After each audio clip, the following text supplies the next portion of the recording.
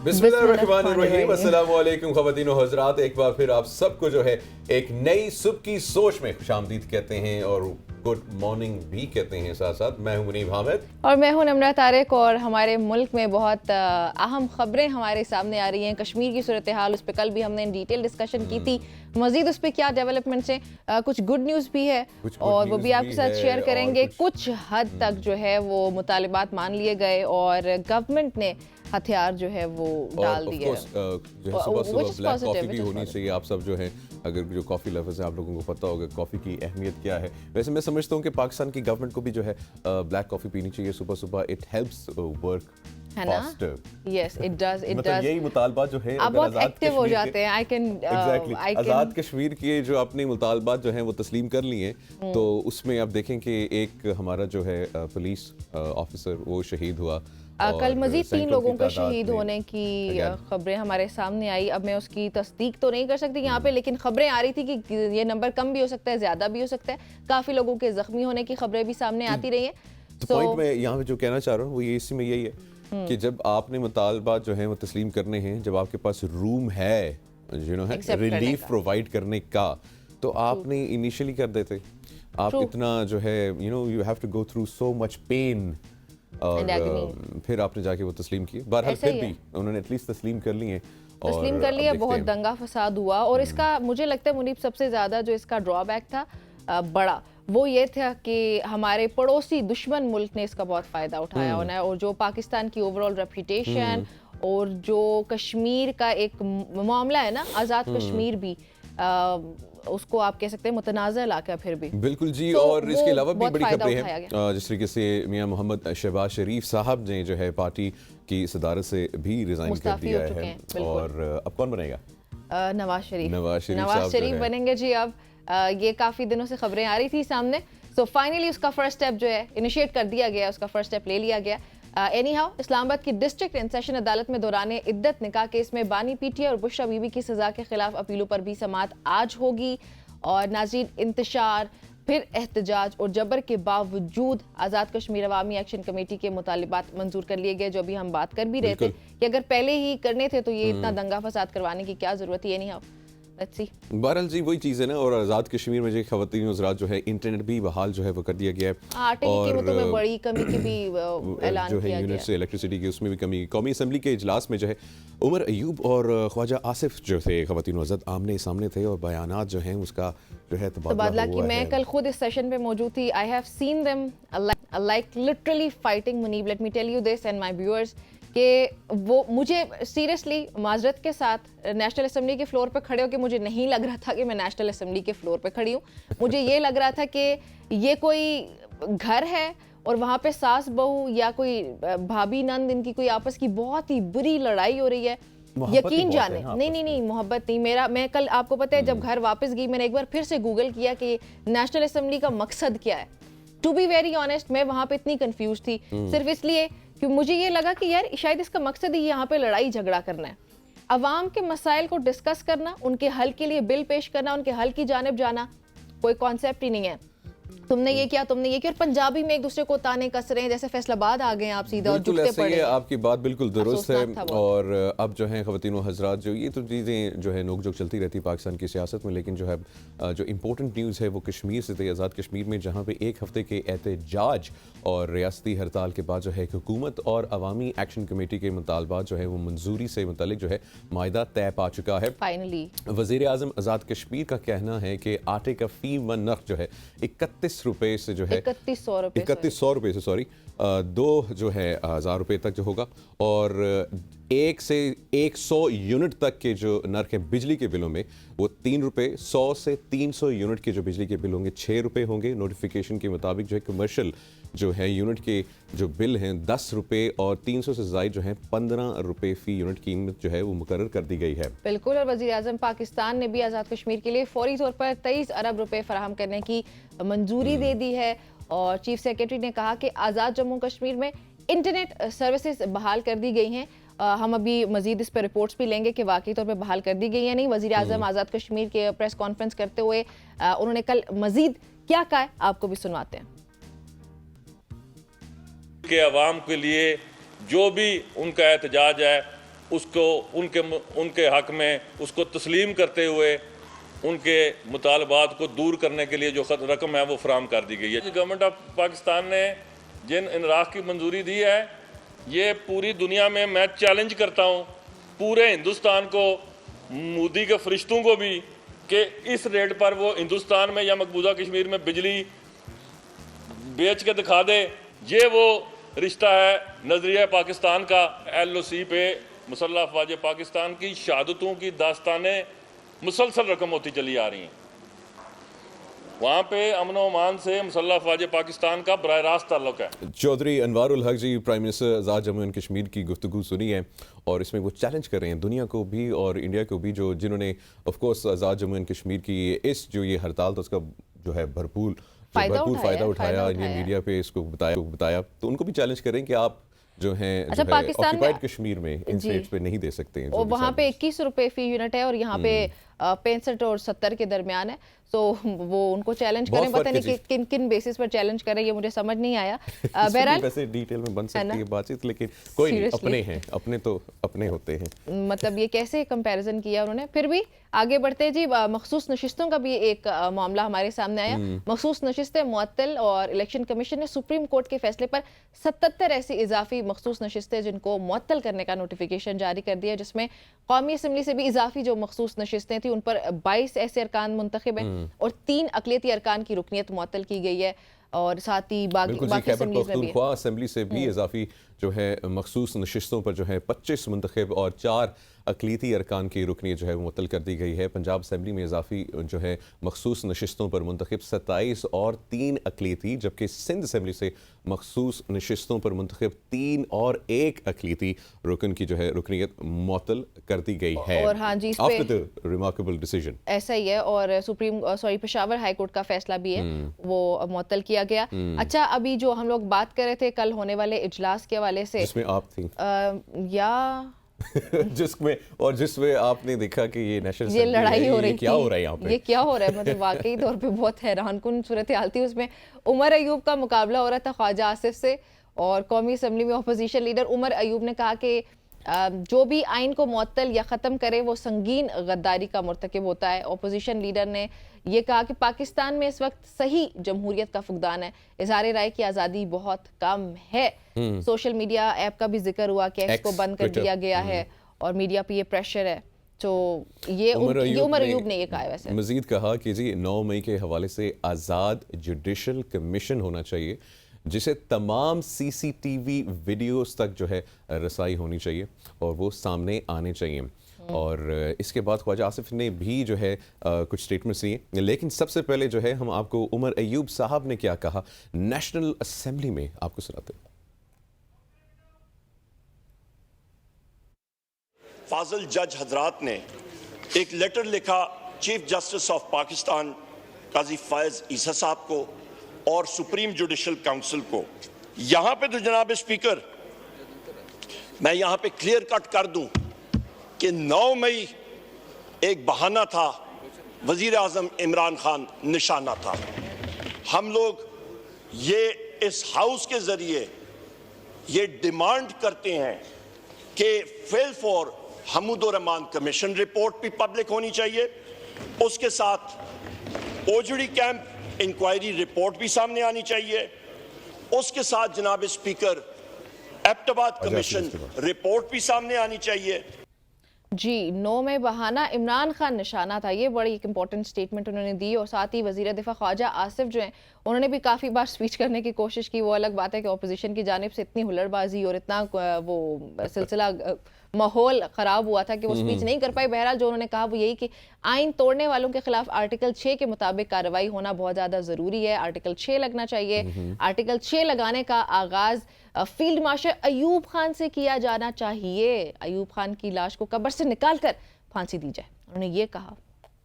उन्होंने मजीद क्या कहा आपको सुनवाते हैं कि आर्टिकल 6 जो है ज़रूर लगना चाहिए। एक जाली फील्ड मार्शल ने अयूब खान ने, जिसने पहला मार्शल लगाया था, निकालें उसकी लाश कब्र से बाहर और लटकाएं उसको फांसी के ऊपर। मुशर्रफ से लेके ज़हीरुल इस्लाम, शुजा पाशा, उसके बाद बाजवा, उसके बाद फैज इतनी वल्दियतें इन्होंने बदली हैं, इतनी वल्दियतें में इनको भूल गया है। 5 सियासी वल्दियतें बदली इन्होंने, 5, लेकिन हर दफा वर्दी वाला वालिद बनाया। हम तो मानते हैं हम जनरल जिया के साथ थे, हमने इस फ्लोर के ऊपर माफी मांगी हुई है उस चीज की।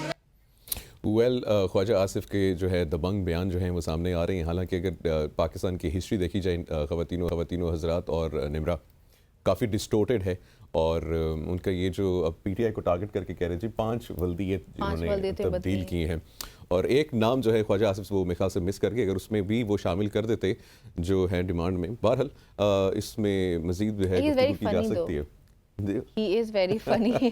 खैर आगे बढ़ते हैं। चीफ जस्टिस का इजहार बरहमी भी हमारे सामने है। चीफ जस्टिस काजी फायज ईसा ने कहा है कि गलत खबर पर कोई भी एक्शन नहीं लेता। हम अगर नहीं बोलते इसका मतलब ये नहीं है कि पत्थर फेंके जाए। तो ये चीफ जस्टिस की जानिब से इजहार और बरहमी हमारे उन्होंने सामने जर्नलिस्ट को जो है, क्योंकि वो जर्नलिस्ट का केस सुन रहे, तो ये भी कहा कि ये जराए कौन होते हैं। हाँ बिल्कुल, उन्होंने कोई जराए कुछ भी कोई नहीं भी मोबाइल फोन उठा के सहाफी बन जाते और कहते हैं हमारे जराए, कोई जराए नहीं होते, कोई जराए नहीं होते, बस ऐवी अपने जराए बनाए होते हैं। उन्होंने ये कहा कि गलत खबर पर कोई माफी तक नहीं मांगता, बस फोन उठाया सहाफी बन गए कि हमारे जराए हैं और उनके कोई जराए। बात ठीक है, वैसे बिल्कुल उनका ठीक गिला बात बनता भी है। ये बिल्कुल ठीक बात की उन्होंने, क्योंकि आजकल आप देखें हर एक इंसान यूट्यूब पे फौरन चला जाता है और वो ये कहते हैं मैं सहाफ़ी हूँ। इवन मैं कई बार ऐसे होते हैं कि किसी का इंस्टाग्राम वगैरह खोलो तो हर किसी की प्रोफाइल के साथ जर्नलिस्ट लिखा होता है। तो सहाफ़ी होना एक बहुत मुकद्दम पेशा है ये, और इतनी आसानी से आपके जराए नहीं बनते। लेकिन ये बात जो है चीफ जस्टिस साहब की, बिल्कुल इसको मैं सेकंड करना चाहूँगा कि इस पे भी रेगुलेशंस होनी चाहिए और जर्नलिस्ट को भी अकाउंटेबल होना चाहिए जो भी वो कहते हैं या जो भी वो खबर शाया करते हैं, वो न्यूज़ शेयर करते हैं। क्योंकि एक जर्नलिस्ट की या किसी भी इन्फ्लुएंसर की या किसी भी बंदे की अगर कोई भी स्टेटमेंट हो किसी इंस्टीट्यूट से मुतल्लिक, किसी पॉलिटिशियन, जज, एनीवन हमारे मुतल्लिक भी हो, तो उसको वो साबित करना पड़ेगा, उसके पास प्रूफ होनी चाहिए, क्योंकि ये नैरेटिव बिल्ड होता है और इसी तरीके से मिस इन्फॉर्मेशन जो है स्प्रेड होती है। देखिए मीडिया का सबसे इम्पोर्टेंट रोल है ना हर चीज में। सो सहाफ़ी मीडिया का चेहरा है, सो उनके जो मीडिया की रेगुलेशन है वो बहुत ज़्यादा ज़रूरी है। अच्छा, एक और जो खबर हम डिस्कस कर रहे थे मुनीब स्टार्ट में, शहबाज शरीफ साहब के बारे में कि वो पार्टी सदारत से मुस्ताफ़ी हो चुके हैं। वज़ीर आज़म शहबाज शरीफ ने मुस्लिम लीग नून की जो सदारत थी उन्होंने उसे इस्तीफ़ा दे दिया है, और उसके बाद पार्टी की मरकज़ी मजलिस आमला का इजलास 18 मई को तलब कर लिया गया। अब देखते हैं कि 18 मई को क्या होता है। और उसमें जो अगेन जराए हैं जराए हर जगह होते हैं। जराए के मुताबिक नून लीग के सेक्रेटरी जनरल जो है एहसन इकबाल, उन्होंने तमाम अरकान मजलिस आमला को इजलास का नोटिस अरसाल कर दिया है। और अब जो है नवाज शरीफ साहब जो है वो दोबारा जो है सदारत संभालेंगे, और अब नवाज शरीफ जब पार्टी की सदारत संभालेंगे तो निमरा मुझे लगता है कि नून लीग का जो नैरेटिव है वो जहाँ पे भी हमने देखा बहुत सॉफ्ट है, तो ये हो सकता है कि नैरेटिव चेंज हो, ये थोड़ा सा हार्ड नैरेटिव की तरफ जाएं, क्योंकि शायद वोट को इज्जत दो वाला नैरेटिव दोबारा से उभर के सामने आ सकता है। मेरी अपनी बेसिक एनालिसिस है, this is very much possible, हो सकता है। और मजलिस आमला का ये जो आमला का जो इजलास इसका मैं जिक्र कर रही हूँ, ये होना है जी लाहौर में 18 मई को। सो लेट्स सी क्या होता है। इसमें बड़ी एक और भी चीज़ है जी, आरिफ अलवी साहब फॉर्मर प्रेसिडेंट पाकिस्तान, उनका रोल भी बहुत इंपॉर्टेंट है। मुलाकात हुई है फॉर्मर कह सकते हैं चेयरमैन पाकिस्तान तहरीक इंसाफ से, या बानी चेयरमैन पाकिस्तान तहरीक इंसाफ इमरान खान साहब से जेल में, और जेल में जाके जो है उनके बड़ी एक ज़बरदस्त इंटरेक्शन हुई है जिसमें उन्होंने कहा कि जब हमने एक दूसरे से मुलाकात की और हम एक दूसरे के आमने सामने थे, ये ट्वीट भी आप इस वक्त देख सकते हैं, अंग्रेज़ी में है, मैं आपको उर्दू में इसको एक्सप्लेन कर सकता हूँ।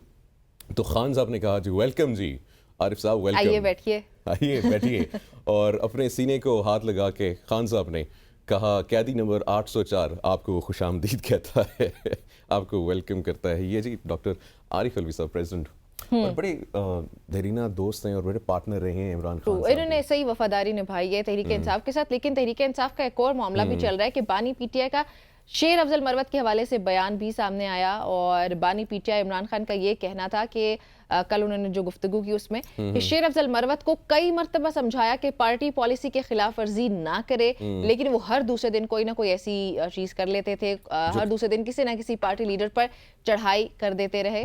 और बानी पीटीआई ने मजीद ये भी कहा कि सऊदी वफ्द के दौरे के मौके पर शेर अफजल मरवत ने मुतनाज़े बयान दिया, और क्योंकि Derail इमरान खान करने का की खुद भी भी कोशिश बहुत की। अच्छे लिंक्स है ना, अच्छा रिलेशनशिप है सऊदीज के साथ, और सऊदी बिल्कुल। वफ्द का फिर पाकिस्तान में कहते आना हैं और उनके एमपीएस खिलाफ मेरे साथ व्हाट्सएप पे कनेक्टेड है। या तो उन्होंने ये कहा ना कि शेर अफजल मरवत ने पार्टी के लिए बहुत काम किया, इसमें कोई शक नहीं है, लेकिन उन्हें पार्टी पॉलिसी का ख्याल भी रखना चाहिए। उसकी बार बार खिलाफ वर्जी करने पर उनके खिलाफ ये एक्शन लिया गया है।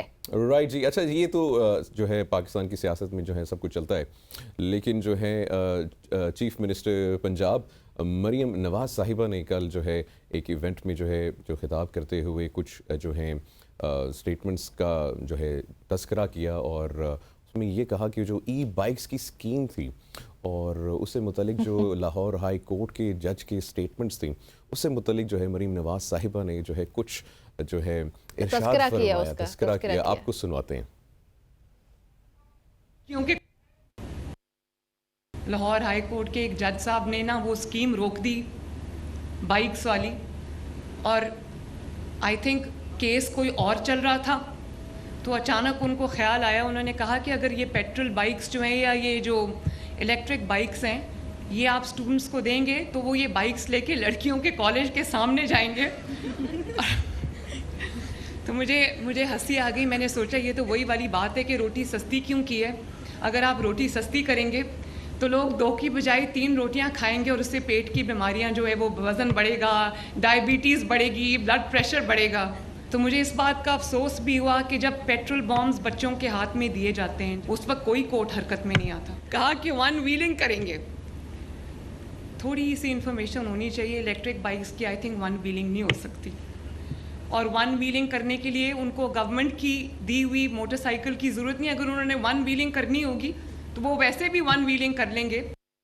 अच्छा, जी। वैसे इस पे यहाँ पे मैं जो है बिल्कुल जो है सेकंड करना चाहूँगा चीफ मिनिस्टर साहिबा मरीम नवाज को, और इस पे ये एक अच्छी स्कीम थी इलेक्ट्रॉनिक बाइक स्टूडेंट्स के लिए, और इस पे बिल्कुल भी with due respect to the honourable जज साहब, आपके कमेंट्स मुझे भी समझ में नहीं आए ऑनेस्टली। वो लड़कियों के कॉलेजेस के बाहर हो जाएंगे। खैर, अभी रुख करते हैं जी इस्लामाबाद का। आज इस्लामाबाद में कौन से इंपॉर्टेंट केसेस की समाअत होनी है, बशारत राजा से जानते हैं। बशारत, अस्सलाम वालेकुम। वालेकुम सलाम। बशारत, बताइएगा आज कौन से ऐसे इंपॉर्टेंट केसेस हैं जिनकी समाअत होने जा रही है, खासतौर पे पाकिस्तान तहरीक इंसाफ से मुताल्लिक।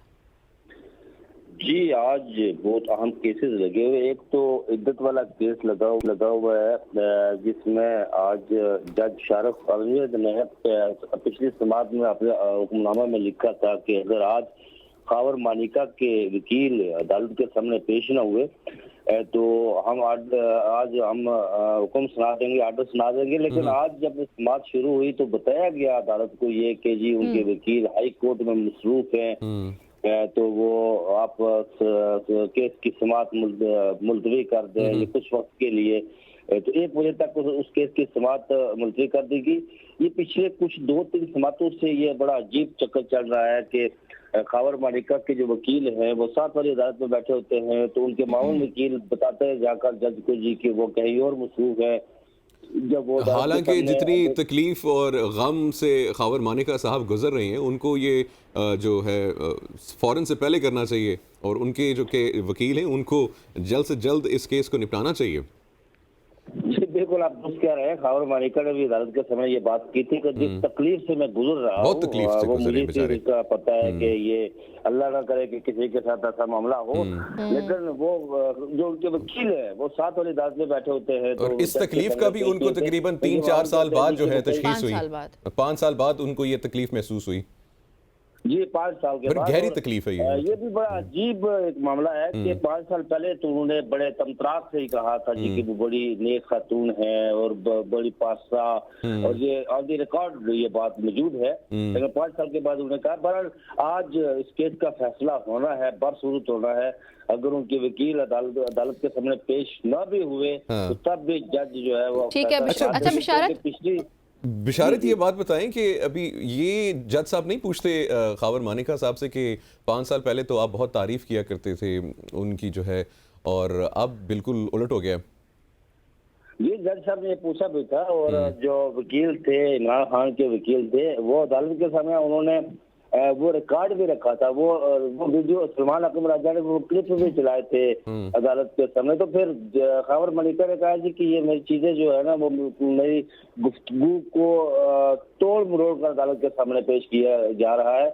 मैंने कुछ और बात की थी, ये कुछ और बातें जो है ना वो अदालत के सामने रखी गई हैं। तो इस हवाले से आज इसके फैसला हो जाएगा। और आज इस्लामाबाद हाई कोर्ट में साइफर केस लगा हुआ है, जिसमें शाह महमूद कुरैशी और इमरान खान की अपीलों का भी केस। और इसमें आज फाइल करने हैं दलाइल। जो प्रोसिक्यूटर है अहमद शाह, उन्होंने दलाइल आज मुकम्मल कर रहे हैं, क्योंकि पिछली समाअत में इस्लामाबाद हाई कोर्ट ने उनसे पूछा था कि आप कितना वक्त लेंगे, तो उन्होंने कहा था कि एक आध दिन में और लूंगा। और आज मुमकिन है कि अगर आपने दलाइल मुकम्मल कर लिए तो आज उसका फैसला महफूज हो जाएगा। आज इस्लामाबाद हाई कोर्ट में एक और अहम केस लगा हुआ, ये एक बड़ा मुनसिफ किस्म का केस है। और वो केस है जो लार्जेस्ट बेंच कर रहे हैं इसकी समाअत। 2 लार्जेस्ट बेंच बनाए गए हैं जो तौहीन अदालत के हवाले से, जिसमें जस्टिस मोहसिन कियानी और जस्टिस बाबर सितार ने खत लिखा था चीफ जस्टिस आमर फारूक को। उस खत को कन्वर्ट कर दिया गया था तौहीन अदालत में। इस पर 2 लार्जेस्ट बेंच की तश्कील हुई थी और ये 2 केसेस जो है इसकी भी समाअत हो रही है।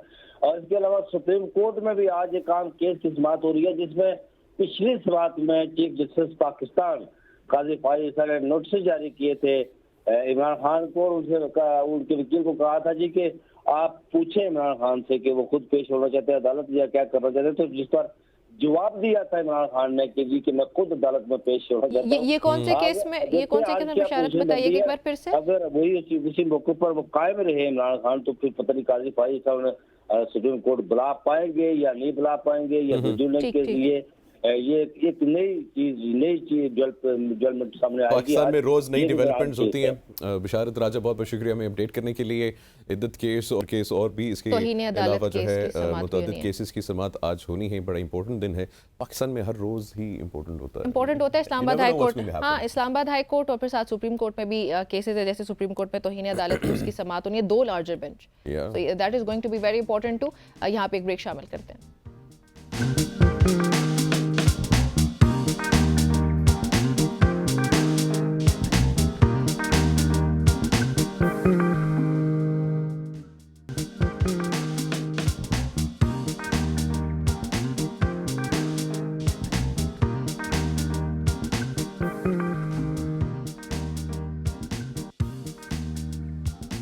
Welcome back everybody. ब्रेक से पहले हमने इन डिटेल बहुत इंपॉर्टेंट न्यूज़ जो कल हमारे सामने आई उनको डिस्कस किया है। अब उन पे इफ्तिखार शिराजी साहब का एनालिसिस और उनका ओपिनियन भी ले लेते हैं। बिल्कुल जी, इफ्तिखार साहब अस्सलाम वालेकुम, गुड मॉर्निंग। वालेकुम अस्सलाम, गुड मॉर्निंग।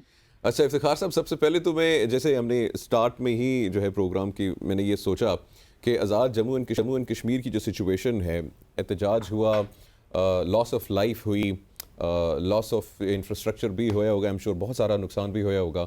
और अल्टीमेटली जो है आज़ाद जम्मू कश्मीर की गवर्नमेंट ने जो है मुतालबा जो है वो तस्लीम कर लिए। तो ये अगर पहले कर लिया जाए और जो है टकराव ना किया जाए और जो तस्लीम कर लिए जाए, अगर आपके पास रूम है, तो ये बेहतर नहीं है सर पॉलिसी? देखिए, अगरचे पाकिस्तान पूरे के मसाइल बड़े अहम मसाइल हैं, लेकिन कुछ हमारे खिते तो ऐसे जिनकी नौयत बड़ी हसास है। बिलखुसूस ज़्यादातर कश्मीर है, गिलगित बल्तिस्तान है या साबिक फाटा के इलाके हैं। गोया कि यहाँ पे तो कोई भी ऐसी कोई इरिटेंट्स, कोई ऐसी डिस्टर्बिंग वॉइसेस हमें सुनने को मिले तो उनको इनिशियल स्टेजेस के ऊपर एड्रेस करने की कोशिश करनी चाहिए। लेकिन मैं हैरान हूँ कि कल राना सनाउल्लाह साहब को भी मैं सुन रहा था, हुकूमती वजीर हैं, अब तो वो भी मुशीर हैं, वो फरमा रहे थे किसी टीवी इंटरव्यू में कि ये मामला बड़े अरसे से वहाँ पे चल रहा था। तो मैं तो हैरान हूँ कि उनकी अब भी हुकूमत है, 16 माह की हुकूमत भी रही, लेकिन अरसे से ये मामला चल रहा था और AJK के अंदर खुद उनकी, इससे पहले उनकी हुकूमत थी।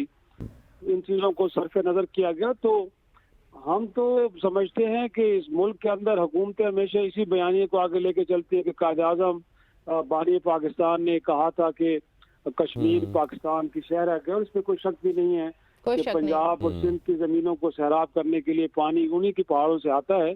तो मेरा ख्याल में जिस अंदाज में सारे मामले को हैंडल किया गया, दुख और अफसोस की बात तो यह है कि सरहद के उस पार हिंदुस्तान में सारे मामले पे जश्न था और वहाँ पे एक इम्प्रेशन दिया गया कि आज़ाद रियासत के लोग पाकिस्तान के और पाकिस्तान की फौज के खिलाफ उठ खड़े हुए हैं। तो ये हमारे सियासतदानों की और जो इंतजामी मशीनरी है उसकी नालायकी और नाकामी की वजह से हमें ये दिन देखना पड़ा कि मासूम लोगों की जानें भी गई और 5-6 रोज तक वहाँ पे जिंदगी मुअत्तल रही। और वहाँ के भी जो आज़ाद कश्मीर के जो वजीर आजम हैं, मैं तो हैरान हूँ कि वो भी इस्लामाबाद में बैठ के मीटिंग्स करते रहे।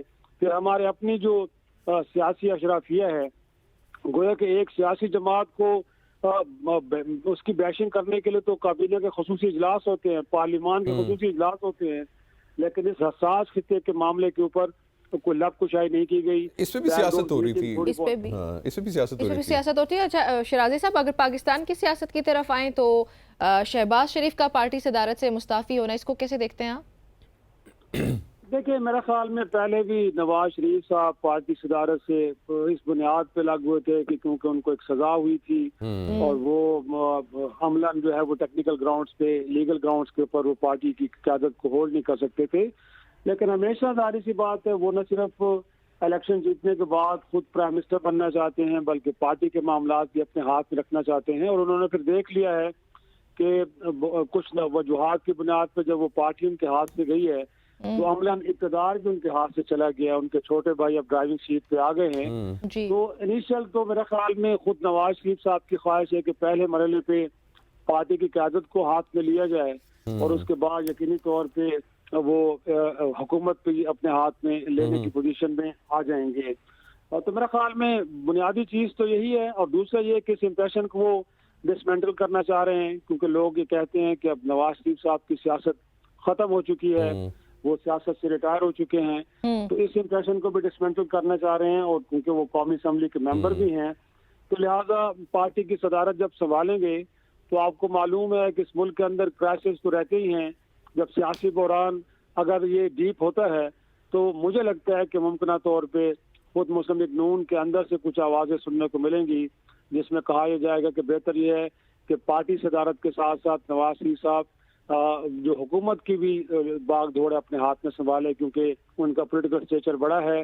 सियासतदान जो दीगर जमातों के लोग हैं वो उनको बड़ी कदर की निगाह से देखते हैं, उनमें एबिलिटी है क्राइसिस को हल करने की। तो फ्यूचर के लिए मनसूबाबंदी हो रही है।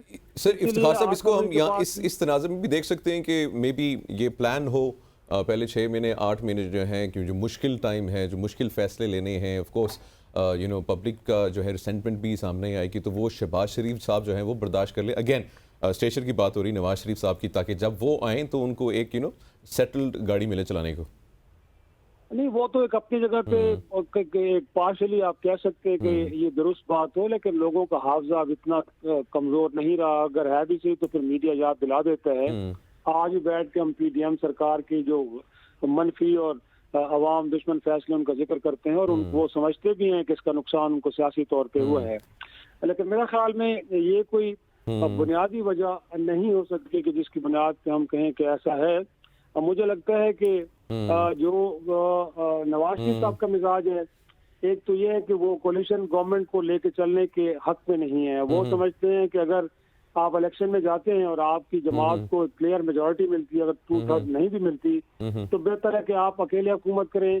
जब आप कोलिशन गवर्नमेंट में जाते हैं तो फिर इत्तेहादियों के कुछ ऐसे मुतालबे भी होते हैं जो बड़े नाजायज होते हैं, वो आपको मानने पड़ते हैं। तो उनका मिजाज डिफरेंट है। तो मुझे लगता है कि ऐसा नहीं है कि इत्तेहादी हुकूमत कायम रहेगी उसको फिर नवाज शरीफ साहब लीड करेंगे। वो सोलो फ्लाइट के कायल है और वो सोलो फ्लाइट ही लेंगे। बट पहले मरहले में जमात की क़यादत और उसके बाद फिर हुकूमत, मेरा ख्याल में ये प्लॉट रखता है। ऐसा ही है, ऐसा ये हो सकता है, ये हो सकता है। और वजीर दिफा ख्वाजा आसिफ का भी कल एक इम्पोर्टेंट बयान नेशनल असम्बली से सामने आया कि अयूब खान की लाश को कब्र से निकाल कर फांसी दी जाए। मतलब ये कि आप किसी को कब्र से निकलवा के उसका एहतसाब करने के लिए तैयार है, लेकिन जो अभी सब हो रहा है मतलब ये बयान, इसको जरा एक्सप्लेन कर दीजिएगा।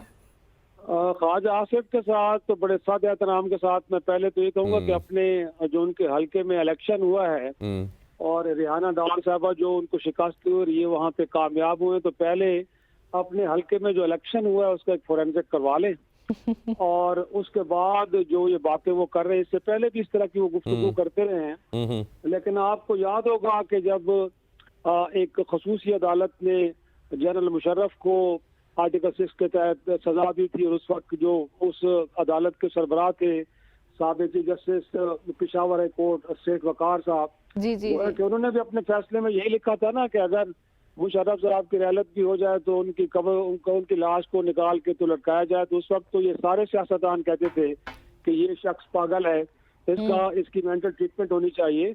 तो भाई मेरे, आपके कॉल ऑफ फेल में तजाद है। आप किसी को टीज करने के लिए, किसी को नीचा दिखाने के लिए, किसी के तकरीर का बेढंगा सा जवाब देने के लिए गुफ्तगू तो करते हैं, बट अमलन आप ऐसा नहीं करते।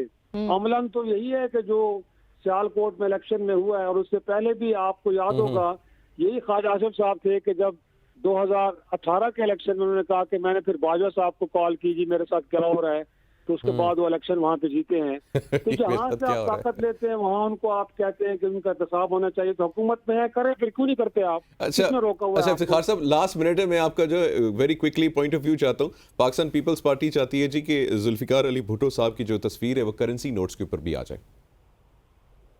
देखें, ये तो मेरे ख्याल में हमेशा आप देखें बहुत सारे फैसले ऐसे होते हैं कि जो पार्लियामान अगर मुत्तफिका तौर पे करती है, अवाम पे लाजिम होता है कि उसको कबूल किया जाए। तो अगर ऐसा है कि पार्टी के कायद माजी में जो रहे हैं, अगर उनको इस मुल्क की पार्लियामान यूनानिमसली अगर उनको ऐसा स्टेचर देती है, तो फिर मेरे ख्याल में ना आपको एतराज होगा ना मुझे एतराज होगा। फिर पीपल्स पार्टी की ख्वाहिश जरूर पूरी होनी चाहिए, लेकिन किसी एक पार्टी की ख्वाहिश पे ऐसा नहीं होना चाहिए। इसके लिए बाकायदा एक मूव लाई जाए पार्लियामान के अंदर, और यूनानिमसली अगर वहां से होते तो बिल्कुल होना चाहिए। इफ्तिखार साहब, ऐसे तो फिर जुल्फिकार अली काफी नेशनल हीरोज हैं हमारे, और फिर इसके बाद नवाज शरीफ साहब की भी तस्वीर आ जाएगी। तो वो नहीं, कल को वली खान साहब के, गफार खान साहब के बारे में, जिनको माजी में आपने गद्दार करार दिया, गोया कि वो भी मुहब्बे वतन लोग हैं, वो भी कहेंगे कि उनके तहरीक आज़ादी से लेके आज उनकी बड़ी खिदमात हैं। तो फिर रास्ता खुलेगा, उसके लिए मुनासिब फोरम जो है वो पार्लियामान है, और वहां पे अगर ऐसा हो तो जरूर होना चाहिए, वरना एतराज बरतनी चाहिए। लेकिन दुनिया में ये प्रैक्टिस वैसे है नहीं कि आप किसी पार्टी हेड को बिल्कुल चले। इफ्तिखार साहब, वक्त की किल्लत है, बहुत बहुत शुक्रिया हमें ज्वाइन करने के लिए। और वंस अगेन, दुनिया में वैसे ये रिवायत है नहीं, अगर एक सियासतदान की पॉलिटिशियन की लगी तो फिर लाइन लग जाएगी। पॉलिटिकल हेड है ना, एक पॉलिटिशियन है। एनी हाउ, यहाँ पे एक ब्रेक शामिल करते हैं।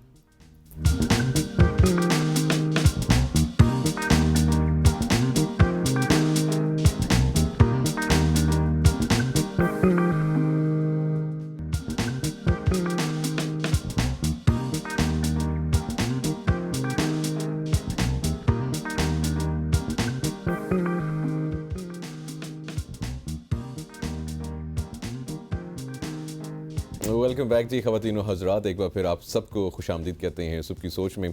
और हम मेरे ख्याल से निमरा कल बात कर रहे थे या परसों बात की, मेरे ख्याल से लास्ट वीक हम लोग बात कर रहे थे सिंध की तालीमी जो है, इतनी आला तालीम है वहाँ पे जो है, और पर्चे बिल्कुल भी नहीं मिलते, मतलब आउट तो बिल्कुल भी नहीं होते। आप व्हाट्सएप के ऊपर हलशुदा पर्चे तो मिल ही नहीं सकते, सोच ही नहीं सकते, तो खबर कभी हो ही नहीं सकती है। लेकिन अनफॉर्चुनेटली आज लेकिन ऐसे हो चुका है। फॉर्चुनेटली आज जो है मैट्रिक की ये स्टोरी है जी। कराची में मैट्रिक इम्तिहानात का सिलसिला जारी है, और वक्त से पहले पर्चा आउट होने की रिवायत बरकरार रही। गुज़िश्ता रोज होना है, अभी पेपर स्टार्ट होना है, टाइम से पहले पेपर आउट हो गया जी, पेपर आउट हो गया है। गुज़िश्ता रोज भी रियाजी का पर्चा वक्त से पहले सोशल मीडिया की जीनत बन गया, और नकल माफिया बेलगाम है।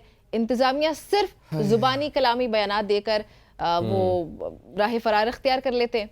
प्राइवेट स्कूल्स जो हैं वहाँ पे जो क्या कहते हैं, एग्जामिनेशन मराकज़ में तलबा जो है खुलेआम नकल कर रहे हैं। और आज जो है ख़वातीन और हज़रात, केमिस्ट्री का पेपर जो है, आज केमिस्ट्री का पेपर था, और केमिस्ट्री का पेपर जो है वो आउट हो गया है। और सोशल मीडिया पे, अच्छा वो सॉल्व भी पेपर्स हैं, व्हाट्सएप पे सॉल्व पेपर्स भी, व्हाट्सएप के ऊपर रिक्वेस्ट कर सकते हैं, आपको सॉल्व पेपर मिल जाएंगे। अगर आपको कोई सवाल समझ नहीं आ रहा है बड़े प्यारे बच्चों, आप व्हाट्सएप ग्रुप में वो है, किसी को मैसेज करके वो और साथ ही मुनीब एग्जामिनेशन हॉल्स में बदतरीन लोड शेडिंग भी हो रही है।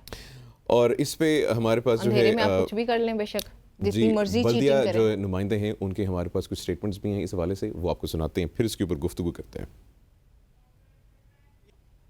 कि जो कराची हैं उनको ज़मीन पे बैठकर जो है वो इम्तिहान देना पड़ रहा है। कराची के बच्चों के लिए पंखे नहीं हैं, पानी नहीं है, एडमिट कार्ड नहीं मिल रहे हैं, एडमिट कार्ड पे उनकी वल्दियत गलत लिखी हुई है। और जो उसके चेयरमैन बोर्ड साहब हैं शरफ अली शाह साहब फरमाते हैं कि कराची के लोगों के पास अकल नहीं है, वो फॉर्म नहीं जमा कराते, यानी उल्टा चोर कोतवाल को डांटे। कराची के बच्चे को साथ ये जुल्म जो है मज़ीद बर्दाश्त नहीं किया जाएगा। इस दफ़ा जो हमारे सिंध गवर्नमेंट की तरफ से सारा ब्लेम किस पे आता है? सिंध गवर्नमेंट पे आता है। और आप देखें लोड शेडिंग कितनी ज़्यादा है कि इलेक्ट्रिक वालों ने कितने लोगों के ऊपर जुल्म किया हुआ है। और वो रात को जो पेपर की तैयारी करते हैं वो किस तरह से तैयारी करते हैं, मुझे ये बताएं। जब रात को लाइट नहीं होगी वो सुबह बच्चा पेपर कैसे देगा? नेक्स्ट जो पेपर है ये बेहतर माहौल में हो, उनको कम से कम छत के नीचे पंखा चले। के इलेक्ट्रिक से जब बात हुई थी तो कम से कम एग्जामिनेशन सेंटर के जो अधिकार है उस दौरान के इलेक्ट्रिक लोड शेडिंग ना करें, और उसके अलावा डेस्क भी प्रॉपर मुहैया हो। तो सबसे पहले तो एग्जामिनेशन सेंटर का जो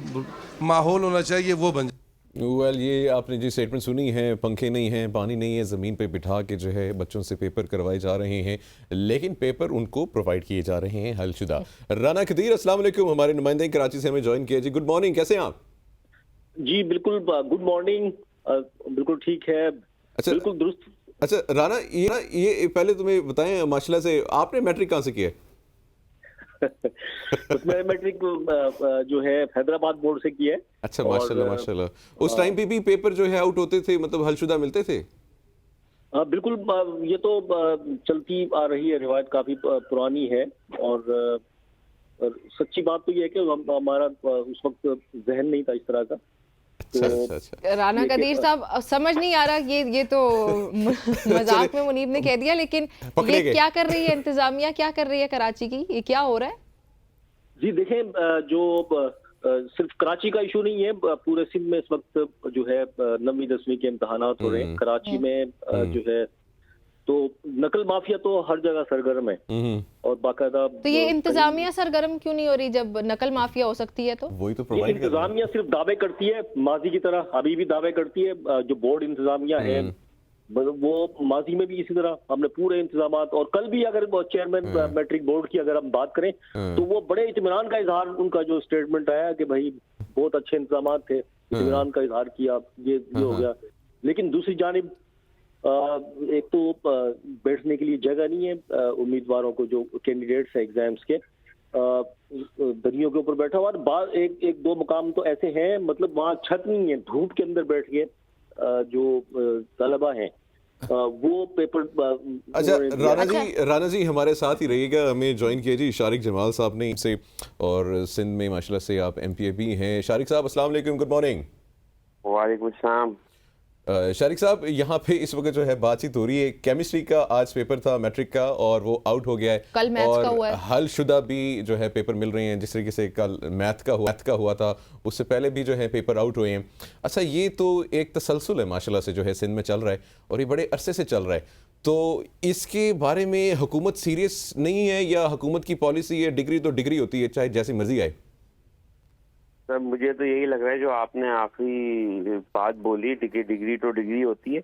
असल में ये जैसे कदीर साहब ने भी बोला कि ये आज का मामला नहीं है, मगर अब ये मामला जो है कुछ सालों से बहुत ज्यादा बढ़ गए। ये पिछले 15 साल से सिंध की, खास तौर पर सिंध और कराची की तालीम के साथ जो खेला जा रहा है ना, ये तो मुझे लगता है एक सोची समझी सारी है। देखिए एक चीज है, ये बोर्ड है, एक पूरा मैट्रिक बोर्ड है जिसमें हजारों अफराद काम करते हैं और ये अपनी माहाना तनख्वाह लेते हैं और अच्छी मराद लेते हैं। कैसे आउट हो सकता है? सर तो as a member of provincial assembly आप क्या कर रहे हैं, या आपकी जमात क्या कर रही है इसके लिए? देखिए आज भी सुबह का टाइम है, मैं उठा हुआ हूँ, मैं भी अभी हल्के की तरफ ही जा रहा था, मगर आज आपका प्रोग्राम था तो बस मैं ये करके निकलूंगा। कल हम हल्के में थे, हमने कल एक प्रेस कॉन्फ्रेंस भी करी है, चाहे वो बच्चों के पेपर के दरमियान लोड शेडिंग का मामला हो, कुछ भी हमने कल विजिट किए स्कूल में, बच्चे दरियों में, आप सब खुद जानते, खुद आपकी कैमरे की आंखों ने दिखाया हुआ है कि ये वो स्कूल है जो कराची का शहर है। मैं कराची के शहर की बात कर रहा हूँ, मैं रूरल सिंध की बात भी नहीं कर रहा। वहाँ पे सर ये तो आप फैक्ट्स को स्टेट करें, मेरा सवाल ये नहीं था, ये तो हमें पता है कि क्या हो रहा है। मैंने ये पूछा कि आप लोग क्या कर रहे हैं, MQM क्या कर रही है? MQM ने कल भी, मैंने अपने हल्के में खुद प्रेस कॉन्फ्रेंस करी है इस मामलात पे, और ठीक है। मैं इसकी भरपूर देखें, ये जिस दिन भी असेंबली का मैं खुद इस पे कॉलर पर अटेंशन डालूंगा, क्योंकि ये तालीम वो सब्जेक्ट है जिससे हमारे मुल्क को आगे चलना है, हमारे सूबे को आगे चलना है। जब ये बच्चे मियारी तालीम ही हासिल नहीं करेंगे, इनको पेपर आउट करके दे दिए जाएंगे, तो मैं यही तो बोल रहा हूँ कि ये तो एक सोची समझी साजिश है हमारे मुल्क के साथ, कौन कर रहा है ये हमारे शहर साजिश? के साथ। और आपको लगता है कि जानबूझ के इसके ऊपर कार्रवाई नहीं हो रही क्योंकि ये भी पेपर माफिया है और जिन्होंने कार्रवाई करनी है शायद उनकी अपनी मैट्रिक भी ऐसी ही हो?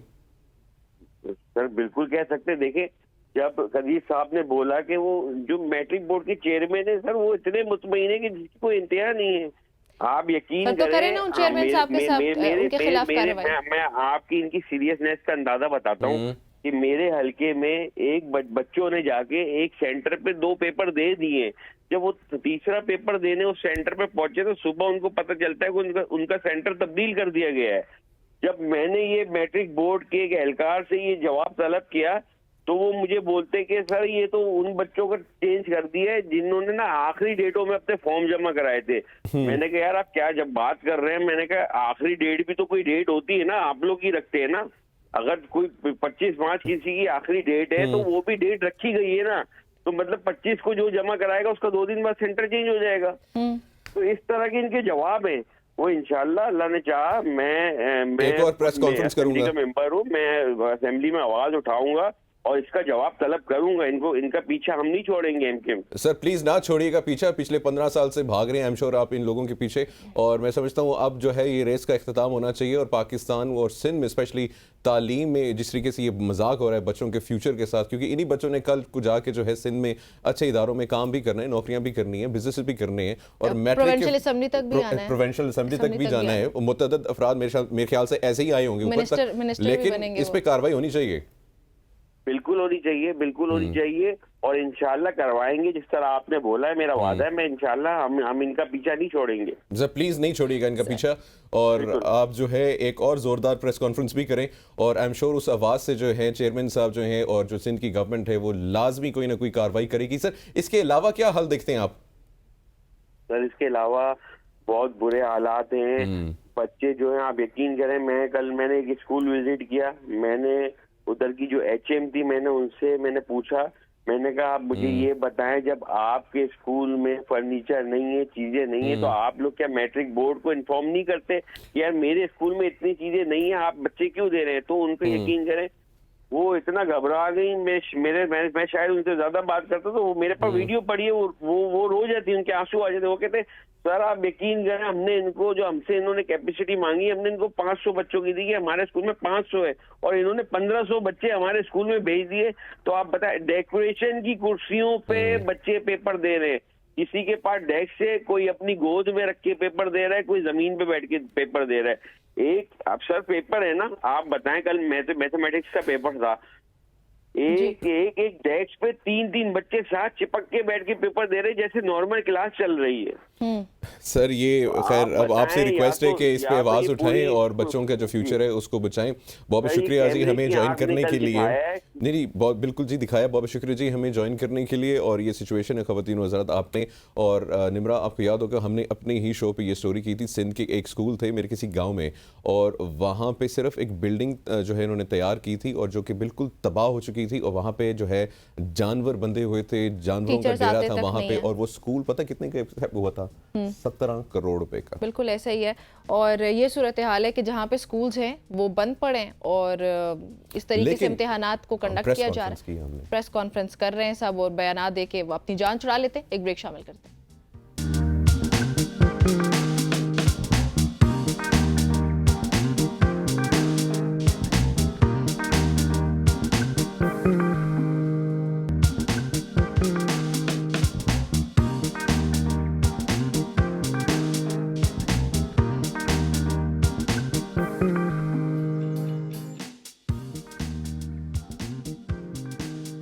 Welcome back everybody. Pakistan cricket के हवाले से कुछ बात करने लगे हैं। पाकिस्तानी क्रिकेट टीम इस वक्त दौरा आयरलैंड में मसरूफ है। उसके बाद अभी ये होने जा रहा है जी कि इंग्लैंड और फिर वर्ल्ड कप के मैचेस का आगाज भी हो जाएगा।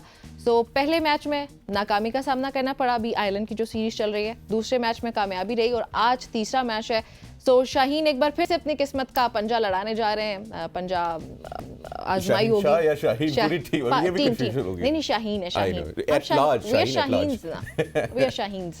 सो एक वीडियो भी वायरल है, वैसे वो क्या वीडियो है? कौन सी वीडियो? एक वीडियो वायरल है, आपको नहीं पता उसका? नहीं, अच्छा, उस वीडियो में तमाशाई, जिसमें एक तमाशाई मोहसिन नकवी से कह रहे हैं कि पाकिस्तानी खिलाड़ियों की ट्रेनिंग ठीक नहीं हुई, इनकी ट्रेनिंग दोबारा करवाएं और इस बार जो है वो काकूल एकेडमी से नहीं बल्कि क्रिकेट एकेडमी से ट्रेनिंग करवाएं। तो ये एक वीडियो भी वायरल है। ये एक यही सवाल लेके आई थिंक जाते हैं हम। बिल्कुल जी, हमें ज्वाइन कीजिए सैयद याह्या हुसैनी साहब ने, सीनियर स्पोर्ट्स जर्नलिस्ट हैं, उन्हें खुशामदीद कहते हैं। याह्या साहब अस्सलाम वालेकुम, गुड मॉर्निंग। जी वालेकुम अस्सलाम मुनीब, और अस्सलाम वालेकुम निमरा। और सुबह की सोच में आप लोगों को ये सोच बताने की कोशिश कर रहे हैं कि आयरलैंड में, डबलिन में टीम पाकिस्तान के ड्रेसिंग रूम में क्या सोच चल रही है। बिल्कुल जी, क्या सोच चल रही है? वैसे ये सोशल मीडिया के ऊपर भी बहुत वायरल है। पाकिस्तान जब मैच हारा तो उन्होंने कहा कि ये ट्रेनिंग इन्होंने सही नहीं करवाई। देखिए, बात निकलेगी तो बहुत दूर तक जाएगी और बातों बातों में बहुत से पर्दा नशीनों के नाम भी आ जाएंगे। तो मेरा ख्याल है कि आप स्टूडियो में और मैं अपनी गुफ्तगू तक महदूद रहूं तो अच्छी बात है। और पाकिस्तान टीम के आयरलैंड के इस दौरे के हवाले से ही हम गुफ्तगू कर, अच्छा रहेगा। सारी निगाहें इस बात पर मरकूज है कि पाकिस्तान और आयरलैंड के दरमियान इस T20 मैच की जो सीरीज है उसका नतीजा किसके हिस्से में आता है, क्योंकि हम एक कमजोर लागर आम खिलाड़ियों के बगैर अपने दौरे पर आने वाली न्यूजीलैंड की टीम को दबोच नहीं सके, कि उनके हाथों से ट्रॉफी छीन नहीं सके। अब आयरिश टीम ने भी हमें जो है वो थोड़ा सा डरा दिया है, बट दूसरे T20 मैच में जिस तरह हमने बाउंस बैक किया और सीरीज में वापस आए हैं, और आज सीरीज का तीसरा और आखिरी मैच है। लेकिन जिस दबंग अंदाज में हमने दूसरा मैच खेला, हमने 15 छक्के मारे, हमारे रिजवान, फखर एंड आजम खान ने जिस दिलेरी का मुजाहरा किया, I hope for the best कि हमारी टीम अच्छी कारकर्दगी का मुजाहरा करेगी। और यही वो ब्रांड की क्रिकेट है जो कि हम लैक खेलने थे। 13 चौके हमने मारे, 15 छक्के हमने मारे, और पाकिस्तान टीम को इसी दिलेरी के साथ खेलना है। और इस बात से कतई नजर के सामने कौन सी टीम, और यही अभी इंग्लैंड और फिर वर्ल्ड कप में भी जा रहे हैं हम। So what do you think, are we geared up for that? देखिए, इतना ज्यादा सोचना नहीं चाहिए निमरा। और वो कहते हैं ना कि जितना सोचेंगे उतना आप डबल माइंड हो जाएंगे। हमको मैच बाय मैच चलना चाहिए। और सबसे पहले तो हमको ये सीरीज 3-0 से जीतनी चाहिए थी, बट कोई नहीं, क्योंकि अब ये जो एसोसिएट मुल्कों की टीमें हैं ये भी आपके लिए जो है वो मुश्किल का सामान पैदा कर रही हैं। हमको अपनी गलतियों से सीखना चाहिए। और ठीक है, अभी हमने इंग्लैंड के साथ खेलना है, वो अलग बात है कि हम ज्यादा अपनी जो है वो रिसोर्सेस को यूटिलाइज नहीं करेंगे। हम अपने फाइनल कॉम्बिनेशन की तरफ जा रहे हैं। इंग्लैंड की टीम चैंपियन है, यू नो दैट। तो वो पहले ही ये कह चुके हैं कि हम तो वेट कर रहे हैं पाकिस्तान का। उन्होंने IPL में खेलने वाले अपने तमाम खिलाड़ियों को इंग्लैंड बुला लिया है। वो पूरी स्ट्रेंथ के साथ हमें खेलने के लिए, झेलने के लिए तैयार हैं।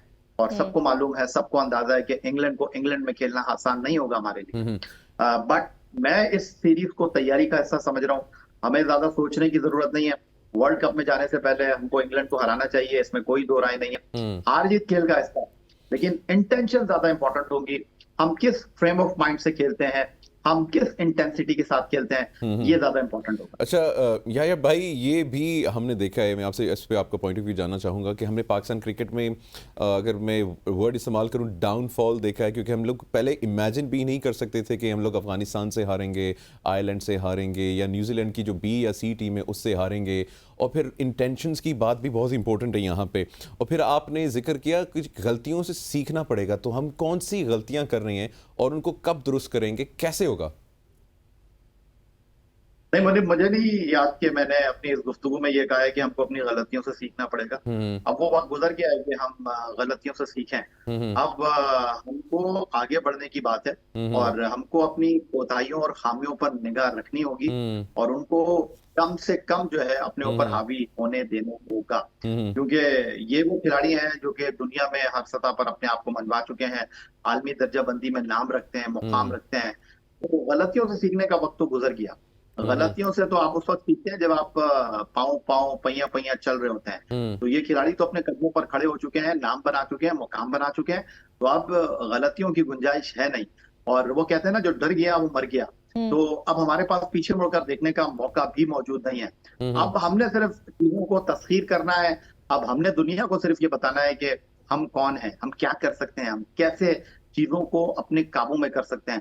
तो पाकिस्तान क्रिकेट टीम के पास रिसोर्सेज भी हैं, पाकिस्तान टीम के पास नाम भी है, पाकिस्तान टीम के पास बड़े अहलियत के हामिल खिलाड़ी भी मौजूद हैं। तो सिर्फ गो एंड किल वाली पॉलिसी होनी चाहिए। तो फिर यहिया एक सवाल ये भी है ना कि फिर अगर हमारे पास रिसोर्सेज भी हैं, टैलेंट भी है, सब कुछ है, तो फिर जिस तरीके से मुनीब ने भी कहा कि आयरलैंड जैसी टीम, अफगानिस्तान जैसी टीम, न्यूजीलैंड की सी टीम से फिर मैचेस हार क्यों रहे हैं हम? निम्रा, देखिए बहुत अच्छा सवाल आपने किया। उसकी बुनियादी वजह है जब आप इंडिविजुअल ब्रिलियंस के ऊपर जाते हैं ना, तो फिर ऐसे मसाइल होते हैं। आप अगर गाड़ी में बैठे हैं, सफर के लिए तैयारी करें, आप ऑयल चेक कर लें, टायर चेक कर लें, गाड़ी के सारे मामलात को चेक कर लें, लेकिन उसके बावजूद आप ये सोचते रहे ना कि यार पता नहीं गाड़ी खराब ना हो जाए, ऐसा ना हो जाए, वैसा ना हो जाए, तो फिर आप अपनी मंजिल की तरफ जाने से पहले ही जो है ना वो बहुत सारी चीजों को अपने जहन पे सवार कर लेंगे। आपने अपने सारे काम कर लिए, अब आपको सिर्फ आगे देखना है, गाड़ी सड़क पर दौड़ानी है। सेम पाकिस्तान के खिलाड़ियों को भी टीम में आ गए हैं, उनको पॉजिटिव अप्रोच के साथ खेलना चाहिए। इंडिविजुअल माइलस्टोन को जो है वो पसे पुश डालना चाहिए। पाकिस्तान टीम की जीत में किरदार अदा करना चाहिए, चाहे वो एक विकेट लेकर बॉलर किरदार अदा करें, एक चौका मारकर बैट्समैन अदा करें। जिसका जितना रोल है उसको उस रोल से बढ़कर आगे चलना चाहिए। उसको ये नहीं सोचना चाहिए कि मैं क्या कर सकता हूं। जब आप मैं पे जाएंगे ना तो हमसे बाहर निकल जाएंगे। अच्छा, यहाँ पे या भाई एक सवाल ये भी पैदा होता है कि पाकिस्तान टीम है, पूरी कौम पाकिस्तान टीम से जो है मोहब्बत करती है, क्रिकेट से हमारा एक बहुत ही जो है गहरा ताल्लुक है। अब इसमें फिर बैड परफॉर्मेंस देखते हैं, फिर ऑफ कोर्स जो है जो ऑडियंस है वो जो है नाराज़ भी होती है। अच्छा, सोशल मीडिया के ऊपर अभी जैसे आपको पता है इन्फॉर्मेशन इज़ पावर ना, हर बंदे के हाथ में फ़ोन है, वो अपना जो है इजहार राय कर सकता है। अब सिलेक्शन के ऊपर भी बहुत सारे सवाल उठते हैं, आवाम पूछती है कि भाई ये फ़लाना प्लेयर जो है इसकी परफॉर्मेंस नहीं थी, इसको दोबारा सेलेक्ट क्यों कर दिया गया है, बार बार सेलेक्ट किया जा रहा है। अगर just to name one, Hasan Ali, तो ये सिलेक्शन प्रोसेस आपको लगता है कि बिल्कुल फेयर है इस वक्त? मुनीब, शेक्सपियर ने कहा था दुनिया के स्टेज है और हर कोई आता है इस स्टेज पर, अपने हिस्से की अदाकारी करता है और चला जाता है। तो ये सोशल मीडिया जो है ना, आपको देखना चाहिए, मैं नहीं कहता, हकीकत है। लेकिन जब आप अपने काम पर आ जाए ना, आप अपनी एंकरिंग के लिए अपने स्टूडियो में आ जाएं, या हमारे खिलाड़ी टीम में सिलेक्ट हो जाएं और उसके बाद वो मैच की तैयारी करें, फिर उनको इन चीजों को देखना नहीं चाहिए। ये आपके जहन को जो है ना मुंतशिर करती है, आपकी सोच को जो है ना वो दूसरे सिमत में लेकर जाती है। ना इसके आप मुतामिल हो सकते हैं, ना इसके हमारे खिलाड़ी मुतामिल हो सकते हैं। उसकी बुनियादी वजह यह है कि अगर आप ये सोचें कि यार कल के शो में आप के ऊपर तनकीद हो गई और आज का शो आपको आज की एनर्जी के साथ करना चाहिए, लेकिन अगर आप अपने इंसान है, गलती होती है, इंसान सोचता है, आप सिर्फ ये सोचते रहेंगे यार कल मेरे ऊपर तनकीद हो गई थी, आज मैं अच्छा कर लूं, तो आज भी आप अच्छा कर नहीं पाएंगे। जो हो गया सो हो गया, जो गुजर गया उसको आपको भूल जाना चाहिए। हसन अली की आपने बात की, मैं आपको ये जवाब देना चाहूंगा, ये जो आपका सवाल है ना, वो जो पुरानी टॉफी को आप नए रैपर में डालकर लोगों को प्रेजेंट करते हैं, ये पुराना सवाल है आपका, जो आपने आज नए दिन में डाल दिया है। हसन अली का जो टॉपिक है, जो सब्जेक्ट है, वो पुराना हो चुका है। और जो लोग क्रिकेट को समझते हैं, जो लोग क्रिकेट की बारीक बीनी को जानते हैं, उनको भी पता है कि कौन सा खिलाड़ी कहाँ से आता है। पाकिस्तान में कौन से खिलाड़ी जो है वो टेलीफोन के ऊपर सिलेक्ट होते हैं, कौन से खिलाड़ी जो है वो अप्रोच के साथ पाकिस्तान टीम में आते हैं। ये लोगों से ढकी छुपी नहीं है। तो हसन अली टीम में आ गए हैं और सब मानते हैं कि अगर आप बात कर रहे हैं हमारे कप्तान बाबर आजम की कि हारिस रऊफ के मुतबादिल के तौर पर वो उनको लेकर आए, तो हारिस रऊफ के मुतबादिल के तौर पर हमारे लिए ज्यादा बेस्ट ऑप्शन जो है वो हम बाहर से बैठकर तज्जियाकार साबिक क्रिकेटर्स बात कर रहे हैं, आमिर जमाल होने चाहिए थे। पर टीम मैनेजमेंट को, कप्तान बाबर आजम को लगता है कि हसन अली ज्यादा बेस्ट चॉइस है, बट वो उसी वक्त होंगे जब हारिस रऊफ अवेलेबल नहीं होंगे। अब तक हमने 2 मैच देख लिए हैं, हारिस रऊफ को टीम में शामिल नहीं किया गया। देखें, इंग्लैंड के खिलाफ उनको मैदान में उतारते हैं, आज के मैच में उनको मैदान में उतारते हैं, बट हसन अली वाला जो सवाल है आपका, वो आपका सवाल नहीं है, वो पूरे पाकिस्तान का सवाल। और यहिया, इस पे ये मेरा भी यही पर्सनल ओपिनियन है, correct me if I am wrong, कि शायद यही वजह है हमारे, ये जो मुनीब ने जैसे पहले कहा था कि अगर डाउनफॉल की टर्म यूज करें तो वो गलत शायद नहीं होगा, कि हमारे क्रिकेट के साथ ये सब हो रहा है, कोई जैसे आपने बताया फोन कॉल पे आ रहा है और कोई किसी लिंक के थ्रू आ रहा है, सो शायद यही वजह है। एम आई राइट? वो निमरा किसी शायर ने खूब कहा है कि शायद मुझे निकाल के पछता रहे हो आप, महफिल में इस ख्याल से फिर आ गया हूं मैं। तो इस बात को यहीं खत्म कर देते हैं। अच्छा, इस वक्त जो है यूनिटी बहुत इंपॉर्टेंट होती है क्रिकेट गेम में।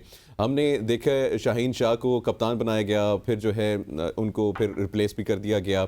इस वक्त ये कितना एक अहम फैक्टर होगा? पाकिस्तान अभी अगेन दोनों प्लेयर्स इस वक्त एक ही टीम में मौजूद हैं, खेल भी रहे हैं, अपने ब्लॉक्स भी होंगे, आई एम श्योर उनके अपने दोस्त भी होंगे और कुछ ऐसे भी लोग होंगे जो कि उनको पसंद भी नहीं करते होंगे। तो ये एक अच्छा फैसला था, आपको क्या लगता है? मतलब थोड़ा सा पास्ट का है, लेकिन since we just discussing it.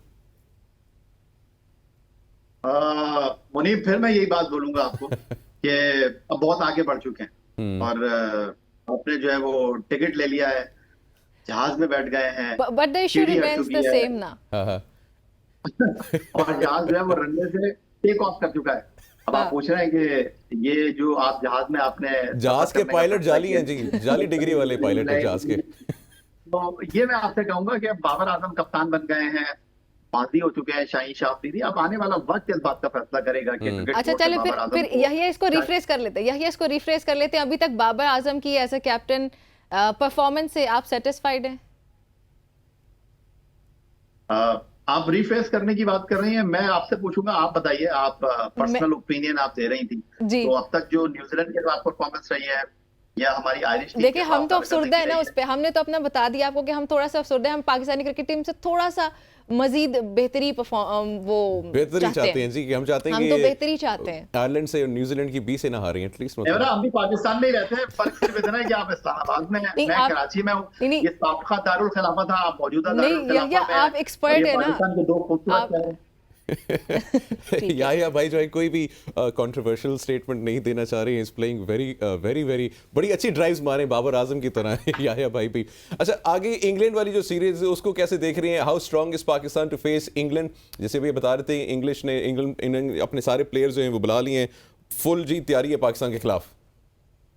आसान नहीं होगा पाकिस्तान के लिए, और पाकिस्तान के लिए अब हर मैच आसान नहीं होगा। पाकिस्तान के लिए हर गुजरता दिन जो है वो मुश्किल और चैलेंज से भरपूर होगा और पाकिस्तान टीम को सर उठाकर मैदान में जाना होगा और इस बात से कतई नजर कि मैच का नतीजा क्या होता है। मैंने आपको कहा कि पॉजिटिव अप्रोच के साथ, मुस्बत सोच के साथ आपको मैच में खेलना होगा।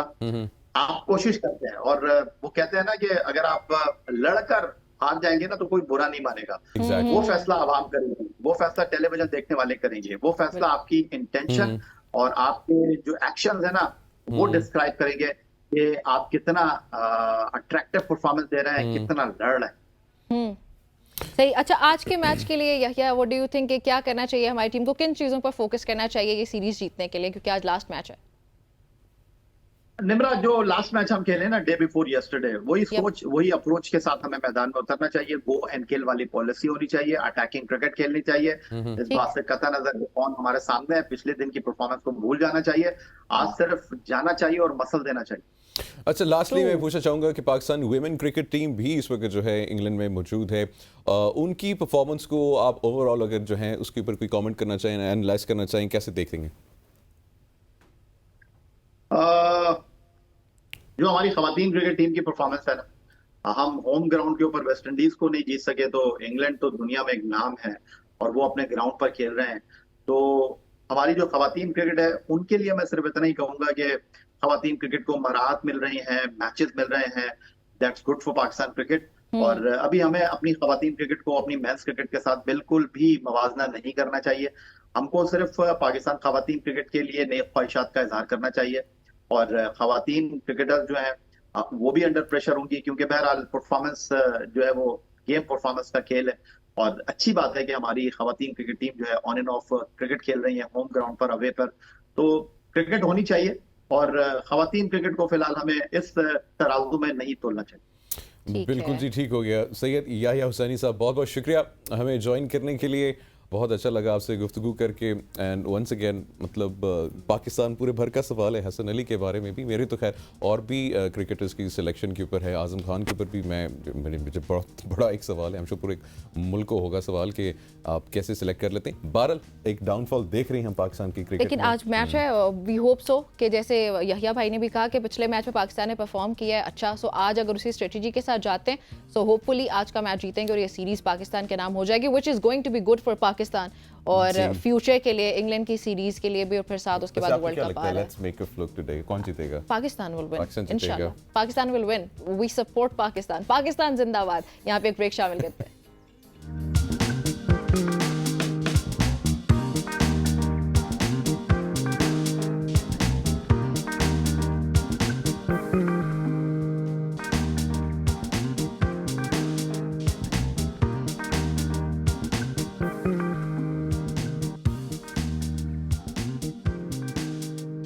वेलकम बैक जी, एक बार फिर आप सबको खुशामदीद कहते हैं यूसुफ की सोच में। और ख़वातीनो हजरात जो है, कल हमारी को होस्ट निम्रा जो है अकेले जो है इस्लामाबाद में घूमने गई थी और किसी से जो है मुलाकात करने गई थी। बड़े फेमस लोग हैं और आपने मुझे बताया भी नहीं, मेरी जो मुलाकात थी उसका मकसद नाजरीन से सबके उन सामने शिकायत शख्सियात लगाओगे पाकिस्तानी अवाम को। नहीं, उसका मकसद ये था कि आपको भी सरप्राइज करूं, उन दो पर्सनैलिटी से आपको भी मिलवाऊं और नाजरीन को भी मिलवाऊं। अभी हम आपको मिलवाने लगे हैं जी। मैं जिन शख्सियात से मिलने गई थी वो हैं कौन? साइकिल चाचू और जर्मन भाभी। साइकिल चाचू एंड जर्मन भाभी जी। और इनकी जो मुनफरिद बात है वो ये कि वैसे आपको ट्रैवल करने का शौक है? I love to travel. Me too. अच्छा, हर दूसरे शख्स को जरूर ये शौक होता है। Very nice. लेकिन हर दूसरे शख्स की ये ख्वाहिश होती है वैसे कि वो सफ़र करे, लेकिन कुछ लोग उसको बड़ा मुनफरिद बनाते हैं। और ये मैंने कल वहाँ पे भी उनसे बात करते हुए यही जिक्र किया था कि उनका डिफरेंट इस तरह है कि वो लोग बाइसिकल पे कर रहे हैं। बाइसिकल पे जी, बाइसिकल पे दे आर ट्रेवलिंग। और मैंने उनसे जब पूछा सो 85 से ज्यादा कंट्रीज हैं जो कि वो इस वक्त ट्रेवल कर चुके हैं जस्ट ऑन अ बाइसिकल पे। यस, सो आपको मिलवाते हैं जी। तो इस वक्त इतने खूबसूरत से बैकग्राउंड के साथ आज आपकी मुलाकात करवाने लगे एक बहुत ही खूबसूरत कपल से। और वैसे भी ट्रैवल करना हर किसी की डिज़ायर होती है, हर कोई चाहते हैं कि वो ज़रूर ट्रैवल करे। बट अगेन कुछ लोग ऐसे होते हैं जो अपना कोई भी काम किसी मुनफरिद अंदाज से करते हैं। अगर ट्रैवल की बात करें तो ये कपल भी दे हैव बीन ट्रैवलिंग, लेकिन एक डिफरेंट स्टाइल से। They have been travelling all across the world using a bicycle. So that's new, that's different. और आज हम इनसे मिलेंगे, आपकी भी मुलाकात करवाएंगे और जानने की कोशिश करेंगे कि how are they making things possible for themselves. So उनको इंट्रोड्यूस करवाते हैं। चलें जी, आपकी मुलाकात करवाते हैं हम आज साइकिल चाचू से एंड जर्मन भाभी से। So welcome, how are you guys? कैसे हैं आप लोग? Thank you. How is Pakistan treating you? First of all आपसे स्टार्ट लूंगी पहले। Amazing, people are so hospitable and so nice, and the weather has been really nice too. So are you loving Pakistan so far? Yes, very much. Okay. So सबसे पहले तो हमारे नाज़रीन के साथ अपना एक्सपीरियंस शेयर करें कि how did you guys actually meet? We met in university. हम मिलके पढ़ते थे एक यूनिवर्सिटी में। Okay. वहाँ पर मुलाकात हुई, जान पहचान हुई और 2 साल पहले शादी। 2 साल। Oh by the way, आज उनकी एनिवर्सरी है, सेकंड एनिवर्सरी आई सपोज। और आप लोगों को कंग्रेचुलेट करेंगे, हैप्पी एनिवर्सरी। और क्या प्लान्स है? अभी तो आप लोगों का हनीमून फेज ही चल रहा है। Yes. Right? So how many countries have you guys traveled so far? On this trip, ये 22वां कंट्री है हमारा। This is your 22nd country. Yes. Very nice. So अभी तक जो कंट्रीज आपने ट्रेवल किए, including Pakistan, right? Including Pakistan, में से फेवरेट कंट्री कौन सा? I think both of us is Iran and Pakistan. ये दोनों अब तक हमारे। Iran and Pakistan, why? Hospitality. ये जो मुस्लिम कंट्रीज हैं उनमें तो एक स्पेशल हॉस्पिटैलिटी होती है। पता नहीं क्यों ये बाहर वाले। And you are Pakistani, so you would definitely go for Pakistan. But Mary, in your case, why would you go for Pakistan? Because of the very, very high hospitality here as well, and it's just, because of him and his family, I know some of the culture already, and it's just people have been so welcoming. I love the food, the weather's been really nice, and the country is so diverse. Of course, there's also a lot of traffic. We've been to Lahore, that's not so easy, but there are so many aspects of this country that we just love. Same with Iran as well, the architecture, the landscapes, the people. That's what makes a country. It's not politics, it's actually the people. सो अपने नाज़रीन को बताते चलें कि आप लोग दोनों जो हैं वो बाइसिकल पर ट्रैवल करते हैं and I hope so and I know that it must not be very easy. ये बहुत मुश्किल है और डिफरेंट भी। हम लोग आपका इंटरव्यू ही इसीलिए करें क्योंकि there are lot of people जो ट्रैवल तो करते हैं, लेकिन आप लोगों को इंटरव्यू करने का मकसद ये है कि it's different. So what modifications have you done to your bicycle? Bicycle वैसे ये नॉर्मल बाइसिकल नहीं है, हमारी काफ़ी स्पेशल है क्योंकि हम 60 किलो वज़न अपने साथ लेकर चलते हैं और इसका मतलब साइकिल को स्पेशली हैवी सामान उठाने की ताकत चाहिए उसे। ठीक है। गियर बक्स भी नया होना चाहिए, लाइट अच्छी होनी चाहिए क्योंकि हम सीधे ट्रेन में नहीं चलते, कभी पत्थरों के ऊपर से, कभी समंदर के जो हल्का हल्का होता है वहाँ के बीच से काफ़ी मुश्किल होती है। It is very difficult. So अभी मैं यही पूछने भी लगी थी कि for example if you guys are travelling and going somewhere right, तो रात आ जाती है एकदम से, so how do you guys manage that? हमने कैंपिंग सामान साथ लेकर किया होता है। ठीक है। विंटर का सामान, समर का सामान, सब कुछ हमारे साथ है। स्लीपिंग बैग्स भी हमारे पास ही हैं। तो जहाँ पर रात आई हम बस एक सीधी जगह ढूंढते हैं जहाँ पर हम कैंप लगा सकें और वहीं रात गुजार लेते हैं। सही है। सो मेरी पाकिस्तान आपको बहुत पसंद आया। That's very good by the way. I would appreciate our Pakistani sisters and brothers के जो आप लोगों को अच्छा ट्रीट करें। दे शुड ट्रीट यू क्योंकि आप तो वैसे भी हमारी भाभी हैं। So what cities do you like the most? So far, I have to say, in terms of bigger cities, it's Islamabad definitely. I really like the city vibe, but it really feels like a small village. Like people seem to know each other. It's much quieter than Lahore. It's clean. It's just very new and green as well, which I really love. But we also really love the villages, the small town village vibe. We have a lot of new friends. We met so many people in Pakistan already, and we actually found Pakistani family. In so many places, especially in Wazirabad, for example, the town of knives, maybe some people know it. So that's become a very dear village of ours. So I've heard that you are going to Murree tomorrow. Yeah. Are you going? So I am from Murree, so I would recommend you to go to Mall Road there, Kashmir Point. These points are very beautiful, and also you have to visit some of the villages there. Okay. The people there are going to be very kind to you, so you are going to definitely love Pakistan even more. So anyhow. Any experiences Asad that you want to share travel करते हुए? I am like मैं भी ये सोच भी रही थी अभी जब आप लोग बात कर रहे थे कि कितना मुश्किल है इसको मैनेज करना। So definitely एक बाइसिकल पर ट्रैवल करना, वो भी अराउंड द ग्लोब, बहुत मुश्किल होता होगा और डेफिनेटली बहुत सारे आपके एक्सपीरियंसेस भी ऐसे हुए होंगे। So any experience that you want to share? Yeah. जो चीज़ें ख़राब हुई हैं वो आपको ज़रा बताता हूँ, वो इंटरेस्टिंग होती है। जैसे जब हमने सफ़र शुरू किया था, हमने बाय द वे अलग अलग शुरू किया। वो मुझसे पहले निकली। ठीक है। 1.5 महीना अकेले सफ़र किया, फिर मैं उसको मिला। ओके। और उसके 2 हफ्ते बाद हमारी साइकिलें चोरी हो गई। ओह। तो वो हमें दोबारा मिली भी नहीं। हमने नई साइकिलों का इंतज़ाम किया, नई साइकिलों के साथ निकले। 2 दफ़ा हमारी के एक्सीडेंट हुए, गाड़ी के अंदर 1 दफ़ा लग गई और 1 दफ़ा इतनी बारिश हुई कि सड़क के ऊपर पानी इतना ज़्यादा था, खड्डे के अंदर गई, उसका पूरा टायर टूट गया और काफ़ी चोटें भी आई। सही। या फिर जब विंटर के अंदर हमने साइकिलिंग की, जब 60 सेंटीमीटर इतनी बड़ी बर्फ़ की तह थी, वहाँ पर साइकिलिंग करना बहुत ही मुश्किल थी। जब रात को भी -डिग्री, दिन को भी, या जब बीमार हो गए। That must be very harsh. Yes, it is. कभी-कभी इजी लगता है जब आप सोचो, लेकिन वो शायद ये वो एडवेंचर्स हैं जो ऑब्वियसली आपको हमेशा याद भी रहते हैं और फिर आप वो जब हो रहा होता है वो सब आप उसको एंजॉय भी कर रहे होते हैं। यस, क्योंकि यही तो कहानियाँ होती हैं जो आप बाद में सुना सकते हैं। यही कहानियाँ एक्चुअली जो आप अपने लिए और अपनी फ्यूचर जनरेशंस के लिए बना रहे हैं। मेरी your experience that you want to share? So many. We often get asked about any challenges that we've had, and as I just explained, of course there's a lot of challenges. If you embark on this kind of journey, if you're so exposed to all the people, the elements, the landscapes, of course things happen, but of course a lot of nice things happen as well. You experience beautiful landscapes. We have had the most amazing camp spots all to ourselves in bare nature without any people around. We've met the loveliest people. We found friends and family that we're still in contact with so many people from this trip, and it's just, and you learn a lot about yourself and a lot about your values in life and what you're looking and for. Different cultures. You and learn different cultures as well. So you get to have a look at how different people live their lives all over the world. Yeah. And you realize that there's not just one way to live your life, one way to develop values. See, that is why I think traveling is beautiful. I mean, you get to experience new cultures. You get to know more people all across the world. So that is beautiful. Asad, आप लोग जब travel कर रहे होते हैं, आपने बताया कि आप लोग कैंपिंग करते हैं, so वो मेरे जहन में ये सवाल आ रहा है कि कैंपिंग करते हुए यकीनी तौर पे अगर आसपास वुड्स होती हैं, so how do you guys stay there? आप लोग क्या पहले ये मेक श्योर करते हैं कि वहाँ पे कोई वाइल्ड एनिमल्स ना हों? अभी तक ज़रूरत नहीं पड़ी। हम जब जंगल देखते हैं वैसे तो हम सीधा उसके अंदर ही जाते हैं, क्योंकि हम सोचते हैं वहाँ पर कोई इंसान नहीं आएगा। और अभी तक हमें जानवरों से इतना डर नहीं था, बल्कि ज़्यादा डर इंसानों से लगता है। क्योंकि वो कोई चीज़ें चोरी कर सकते हैं, कुछ डैमेज कर सकते हैं।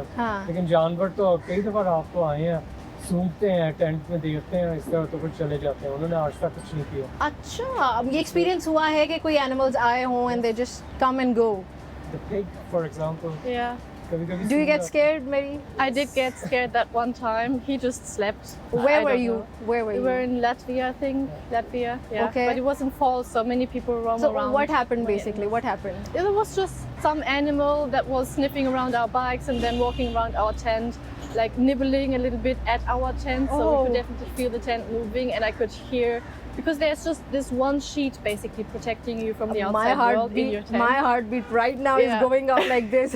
But it usually the animals are more scared of you. They are scared of the human smell and the noises that we make. So they usually, even if there are wild animals, they don't approach I think you. they do not harm you until and unless you are going to harm them. Only when they're scared. So if they feel like you are not going to harm them, they leave. And that was just a curious animal. So it might have been a fox or some other normal animal. Normal animal that or definitely would not going to would not exactly. be harming you. Just some curious animal. Sahi. So Asad, is Pakistani government doing anything for you? Yeah, they escorted us. In Balochistan, for example, जब हम enter हुए थे Iran से Pakistan border से, तो उन्होंने हमें इजाज़त नहीं दी साइकिलिंग करने की। The Irani government or Pakistani? Pakistan. The Pakistani government didn't allow you to ride a bicycle. नाम है उस पुलिस का। Yeah. उन्होंने हमें 650 किलोमीटर एस्कॉर्ट किया। ठीक है। और क्वेटा में उन्होंने कहा यहाँ से आप ट्रेन के अंदर बैठो और लाहौर जाओ। तो वो हमें प्रोटेक्शन मिली थी।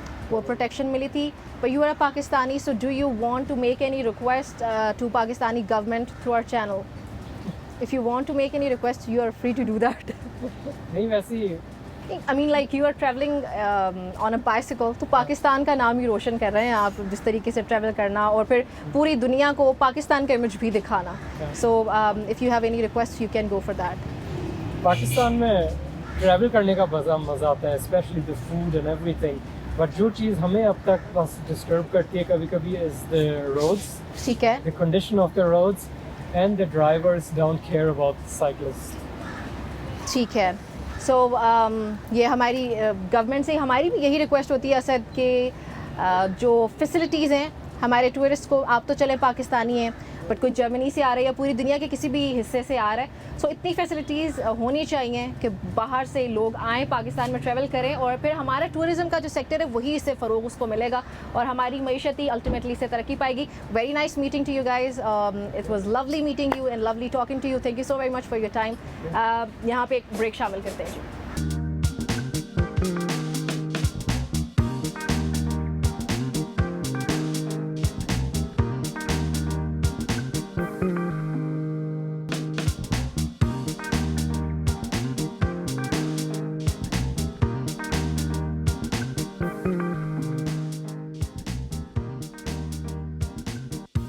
Welcome back everybody. हम लोग प्रोग्राम के जो आगाज़ था उसमें कुछ अच्छी खबरें नहीं थी हमारे पास, लेकिन एक अच्छी खबर भी हमने सुनी थी लास्ट वीक. वो ये थी कि पाकिस्तानी खातून को पैमा नाइला कयानी ने एक और एजाज़ अपने नाम कर लिया है. माशाल्लाह से उन्होंने दुनिया की 5वीं बुलंद तरीन चोटी मकालू सर कर ली है और नाइला कयानी पाकिस्तान की तारीख में 8000 मीटर की 11 चोटियाँ सर करने वाली पहली खातून को पैमा है. Amazing. This is amazing news. Inspiration है और पाकिस्तानी वुमेन के लिए स्पेशली कि अगर आप भी कुछ भी करना चाहें ज़िंदगी में, नाइला से सीख सकते हैं. नॉट जस्ट माउंटेन क्लाइंबिंग, लेकिन और भी कोई भी अपने skills के मुताबिक, शौक के मुताबिक, you can do anything, you can achieve anything, and Naila is such a great inspiration to all the women out there. बिल्कुल ऐसे ही है. और मजीद भी अगर नाज़रीन को थोड़ा बहुत बताते चले नाइला के हवाले से, पाकिस्तानी को पैमा ने 8000 मीटर की 11 चोटियों को 3 साल से कम अरसे में सर किया है. तो आपको साथ ये भी बताती चलूँ कि 8000 मीटर की तमाम 10 चोटियाँ सबसे तेज़ रफ्तारी से सर करने का पाकिस्तानी जो एक रिकॉर्ड है वो नाइला कयानी का ही है. सो आई थिंक ये हमारे लिए बहुत ज़्यादा फ़ख्र की बात है. बिल्कुल जी. और नाइला इस वक्त हमारे साथ मौजूद है. नाइला, अस्सलाम वालेकुम, गुड मॉर्निंग, कैसी हैं आप? वालेकुम अस्सलाम, बिल्कुल ठीक हूँ। आप दोनों कैसे हैं? अल्हम्दुलिल्लाह, we're good. सबसे पहले तो मुझे बताएं कि माशाल्लाह से आपने एक और रिकॉर्ड बना लिया है और अभी आपको प्रेसिडेंशियल अवार्ड से भी नवाजा गया था और मैं समझता हूँ रिकॉर्ड्स और अवार्ड जो हैं आपने अपने जो है ना टारगेट्स में सेट कर लिए कि ये सारे मैंने अपने नाम करने हैं। एक्चुअली जब मैंने स्टार्ट किया था I had no idea, absolutely no idea कि मैं इतनी ज़्यादा अचीवमेंट इतने कम अरसे में कर पाऊंगी या नहीं। मुझे आइडिया ही नहीं था कि होगा मुझसे। अल्हम्दुलिल्लाह अल्लाह ताला ने इतना ज़्यादा ब्लेस किया मुझे। And we are so happy about that.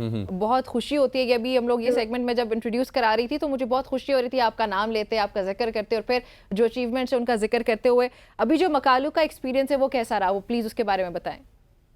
Makalu was very tough, मेरा सेकंड मोस्ट डिफिकल्ट माउंटेन था और मैंने बिल्कुल भी इसको इतना एक्सपेक्ट नहीं किया था इतना मुश्किल होगा। जब हम यही थे 6000 मीटर पे तो इतनी ठंडी हवा थी कि मैंने अपने गाइड को बोल दिया कि मुझसे तो नहीं हो पाएगा, आई डोंट थिंक ये होगा, because I of course as being a mother I am also conscious about safety. तो लकीली जब हम कैंप 6500 पे था वहां पे पहुंचे तो एक दिन का रेस्ट था, तो I was able to recover. जब ऊपर भी जा रहे थे तो वो रॉक एंड आइस और 8000 मीटर पे पहुंचे तो 400-500 मीटर और रहते थे।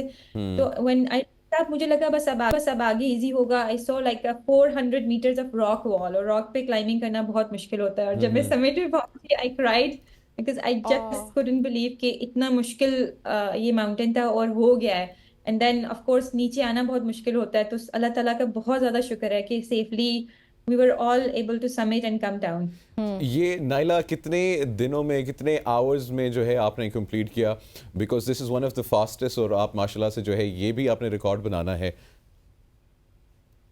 बेसिकली एक्चुअली फास्टेस्ट मैं इंटेंशनली नहीं कर रही हूँ because of course safety is, लेकिन फास्टेस्ट इस तरह हो रहा है क्योंकि हम लोग, मैं चाहती हूँ कि बस खत्म करके अपनी फैमिली के साथ लाइक प्रॉपर नॉर्मल लाइफ गुजारूँ, तो वो फास्टेस्ट इस तरह नेचुरली ही आ रहा है। लेकिन दिस माउंटेन मी ओवरऑल 3 वीक्स क्योंकि एक्लाइमेटाइजेशन और वो जो weather I actually went to climb China वाली शीशा पंगमा पीक, लेकिन चाइना का परमिट इशू नहीं हुआ, देन प्लान चेंज हुआ। लेकिन जो लास्ट में समिट पुश होता है ना, तो वो यूजुअली हम we go from base camp to 6000 metre, sleep there, come down, फिर दोबारा ऊपर जाते हैं, तो वो दैट टेक्स टाइम। लेकिन वो जो पूरा समिट पुश है बेसिकली जो हम बेस कैंप से एक कैंप दूसरा कैंप समिट देन डाउन आते हैं, उसमें 4 दिन लगे थे।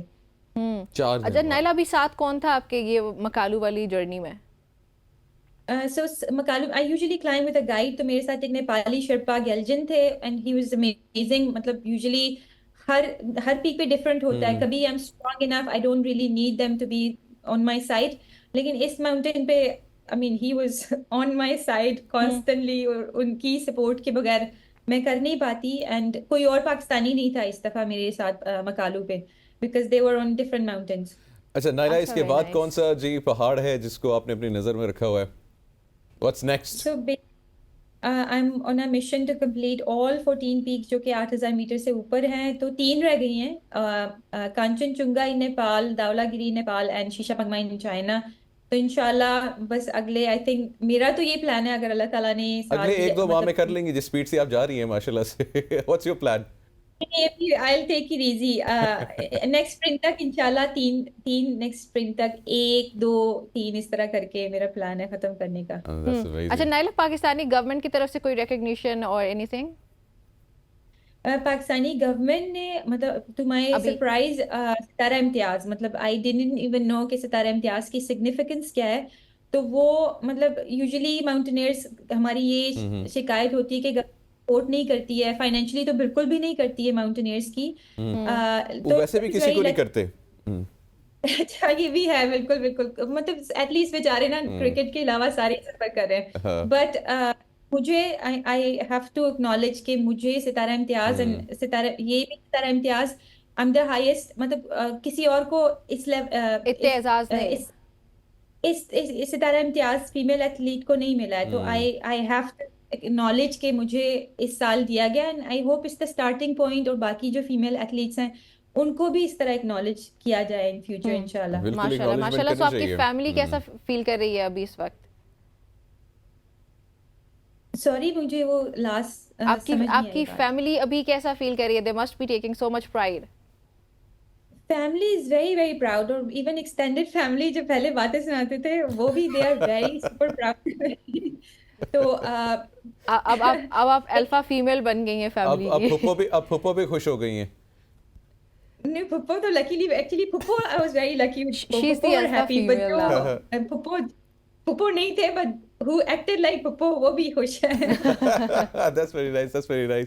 अच्छा, नाइला, माशाल्लाह से you're an inspiration to Pakistani women, not just women बल्कि also men, कि आपने माशाल्लाह से जो इतने जो है मुश्किल जो है माउंटेन जो है आपने क्लाइंब किए हैं, what would you want to say? आप क्या मैसेज देना चाहेंगी especially to Pakistan's women? Women को और यूथ को राइट नाउ मतलब पिछले कुछ सालों से बहुत ज़्यादा डिसअपॉइंटमेंट नाउमीदी चल रही है, और मैं ये बोलूँगी कि कभी कभी ओके समटाइम एक्सटर्नल फैक्टर्स काम नहीं कर रहे होते हैं, लेकिन कभी कभी आप अपना बस make your own goal and just go for it. और कभी कभी ना हम एक्सटर्नल फैक्टर्स को या सोसाइटी की जो लिमिटेशन या अपनी सेल्फ लिमिटेशंस हैं उनको माइंड में रख के हम करते ही नहीं है, कुछ अपने गोल्स के बारे में नहीं करते, माइंड में होता है but we don't do anything. So I think कि वो सब कुछ जो लिमिटेशंस हैं उनको बाहर फेंक के आप गोल बनाएं, टाइम दें उस गोल को, एंड आप जितना हार्ड वर्क करेंगे, इम्पॉसिबल है इन माय ओपिनियन कि आप वो मतलब आप अपने गोल को हासिल नहीं कर पाए, weather that's your degree, education, career का प्लान। आई नो कि एक्सटर्नल फैक्टर्स हैं पाकिस्तान में, लेकिन आपके अपने जो बस में है वो आप करें तो कोई आपको रोक नहीं सकता अपने गोल्स हासिल करने में। And my example is a prime example, and I hope कि कुछ I am able to inspire a small percentage of women and youth. अच्छा, यहाँ पे ना मैं एक सवाल आपसे करना चाह रहा हूँ कि आपकी क्या इंस्पिरेशन थी? What led you to start climbing? I would say honestly, कोई ऐसा person, I didn't have a person in my mind. It was just so something natural. I wanted to do. मुझे ऐसा था कि मुझे शौक है और मुझे अपना शौक पूरा करना है। तो I now believe the most beautiful woman or a most beautiful person is somebody who does what they want to do. And जब आपकी प्रेशर भी आता है ना, जब आपको लोग मना करते हैं, you stand up for yourself कि मुझे ये करना है, that makes you so beautiful कि आप courageous होते हैं और they do what they want to do. As long as you're not hurting anybody, is something, whether it's a passion, hobby, career choice, go for it. Like अगर कोई आपको the whole world's against you, just stand up for yourself and do it. So I think stand up for yourself and you should do it. That's the spirit, Naila. Thank you so much. Thank you so much for joining us और best of luck for your future. और ख़वातीनो हज़रात, इसी तरीके से जो है आपको अपने ख्वाबों को जो है जीना चाहिए, उनकी खातिर जो है आपको मेहनत और लगन जो है वो डेफिनेटली दिखानी चाहिए। अच्छा Muni, what is your favourite fruit? मेरा फेवरेट जो है फ्रूट दैट इज वैसे तो किन्नू है, लेकिन आजकल मौसम जो है तरबूज का है ना। That's my favourite fruit too, लेकिन टू माय सरप्राइज, मतलब मुझे खाने का तो बहुत शौक है और मैं शौक से खाती भी हूँ तरबूज, लेकिन टू माय सरप्राइज पाकिस्तानियों का हर काम जान रहा, खाने तक तो ठीक था, बेचने का भी एक नया अंदाज हमारे सामने है। नाज़रीन, तरबूज बेचने का एक अनोखा अंदाज, ये मिलके देखते हैं जी।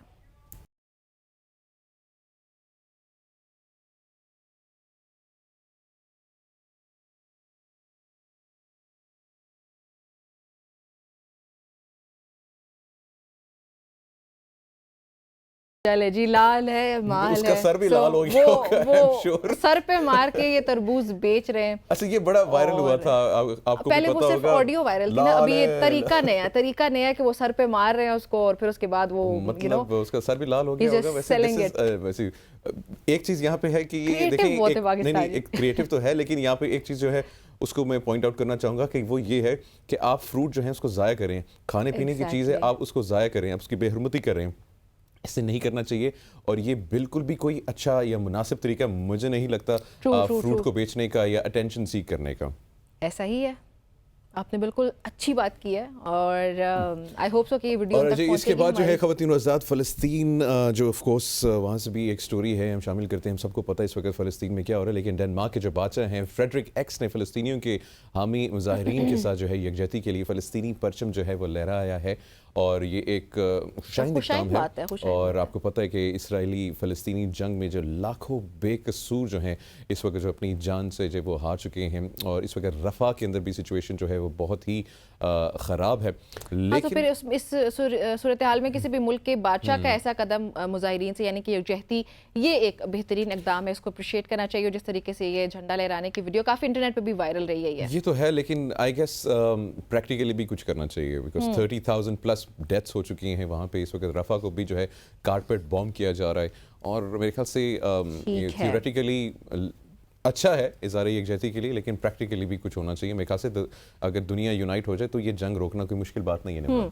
एक और चीज़ मुनीब, नेक्स्ट स्टोरी जो हम शेयर करने लगे कि लोगों के लिए इंस्पिरेशन, अक्सर लोग होते हैं जिनको बहुत दिल कर रहा होता है कि यार मैं कुछ ऐसा करूं ज़िंदगी में कि मैं इंसानियत की खिदमत कर सकूं, किसी दूसरे की मदद कर सकूं। सो ये स्टोरी उनके लिए जो इस तरीके के सोचते हैं, क्योंकि वो इस स्टोरी से इंस्पायर हो सकते हैं। What is that story? बिल्कुल जी, अदाकारा साबिक wrestler Dwayne the Rock Johnson ने जो है थेम्बा गोरम्बो को एक जो है अपार्टमेंट तोहफे में दिया है, जबकि वो जो UFC के फाइटर हैं। और इस साल के शुरू में उन्होंने जो है ये ऐलान किया था कि वो अपने नाम सिर्फ जो है $7 के साथ एक जिम में रह रहा है। और ये सुन के जो है ड्वेन द रॉक जॉनसन ने जो है उनकी वीडियो देखी, और उसके बाद जो है उनको वो अपने किसी ये कह के उन्होंने बुलाया किसी अपार्टमेंट में कि जब वो किसी दोस्त का है, और वहाँ पे वो जो उनसे मुलाकात करना चाहते हैं। और फिर वहाँ पे जाके जो है ड्वेन द रॉक जॉनसन ने जो है इस UFC प्लेयर को सरप्राइज़ किया। और मज़े की बात है, Dwayne the Rock Johnson is my favourite wrestler, लेकिन what a human being.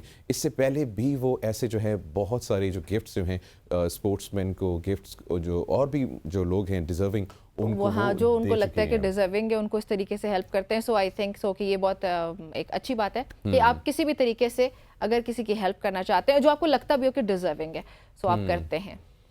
Alright जी, इसके बाद जी आखिरी स्टोरी क्या है जी निम्रा जी, वो हमारे साथ शेयर कीजिएगा आप। अलविदा मंसूर राही, बैनुल-अक़वामी शोहरत याफ्ता पाकिस्तानी मुसव्विर, माहिर तजरीदी आर्ट और उस्ताद मंसूर राही 1939 में बंगाल में पैदा हुए। Government college of arts and crafts Dhaka से उन्होंने तालीम हासिल की। उनका असल नाम जो है नाज़रीन वो मंसूर अहमद था। सयाहत का बहुत ज़्यादा शौक़ था उनको, और उसकी निस्बत से राही कहलाए। अमेजिंग ना, मतलब कि आपका कोई शौक़ हो और उसकी वजह से वो आपके नाम का हिस्सा बन जाए। सो खैर, पेशावर यूनिवर्सिटी में आर्ट की तालीम दी और पाकिस्तान टेलीविजन के मॉर्निंग शो में आर्ट सिखाया। बिल्कुल जी, हमारी दुआएं उनके साथ, उनकी फैमिली के साथ हैं। ख़वातीनों के साथ ये थी आज की सुबह की सोच। उम्मीद करते हैं आपको अच्छा और पसंद आई होगी। आप अपने सजेशन से हम सबको आगाह कर सकते हैं, और इंशाल्लाह अब आपसे मुलाकात होगी कल। लेकिन जाने से पहले एक चीज़ आपने हमेशा याद रखनी है, दैट इज़ पाकिस्तान जिंदाबाद।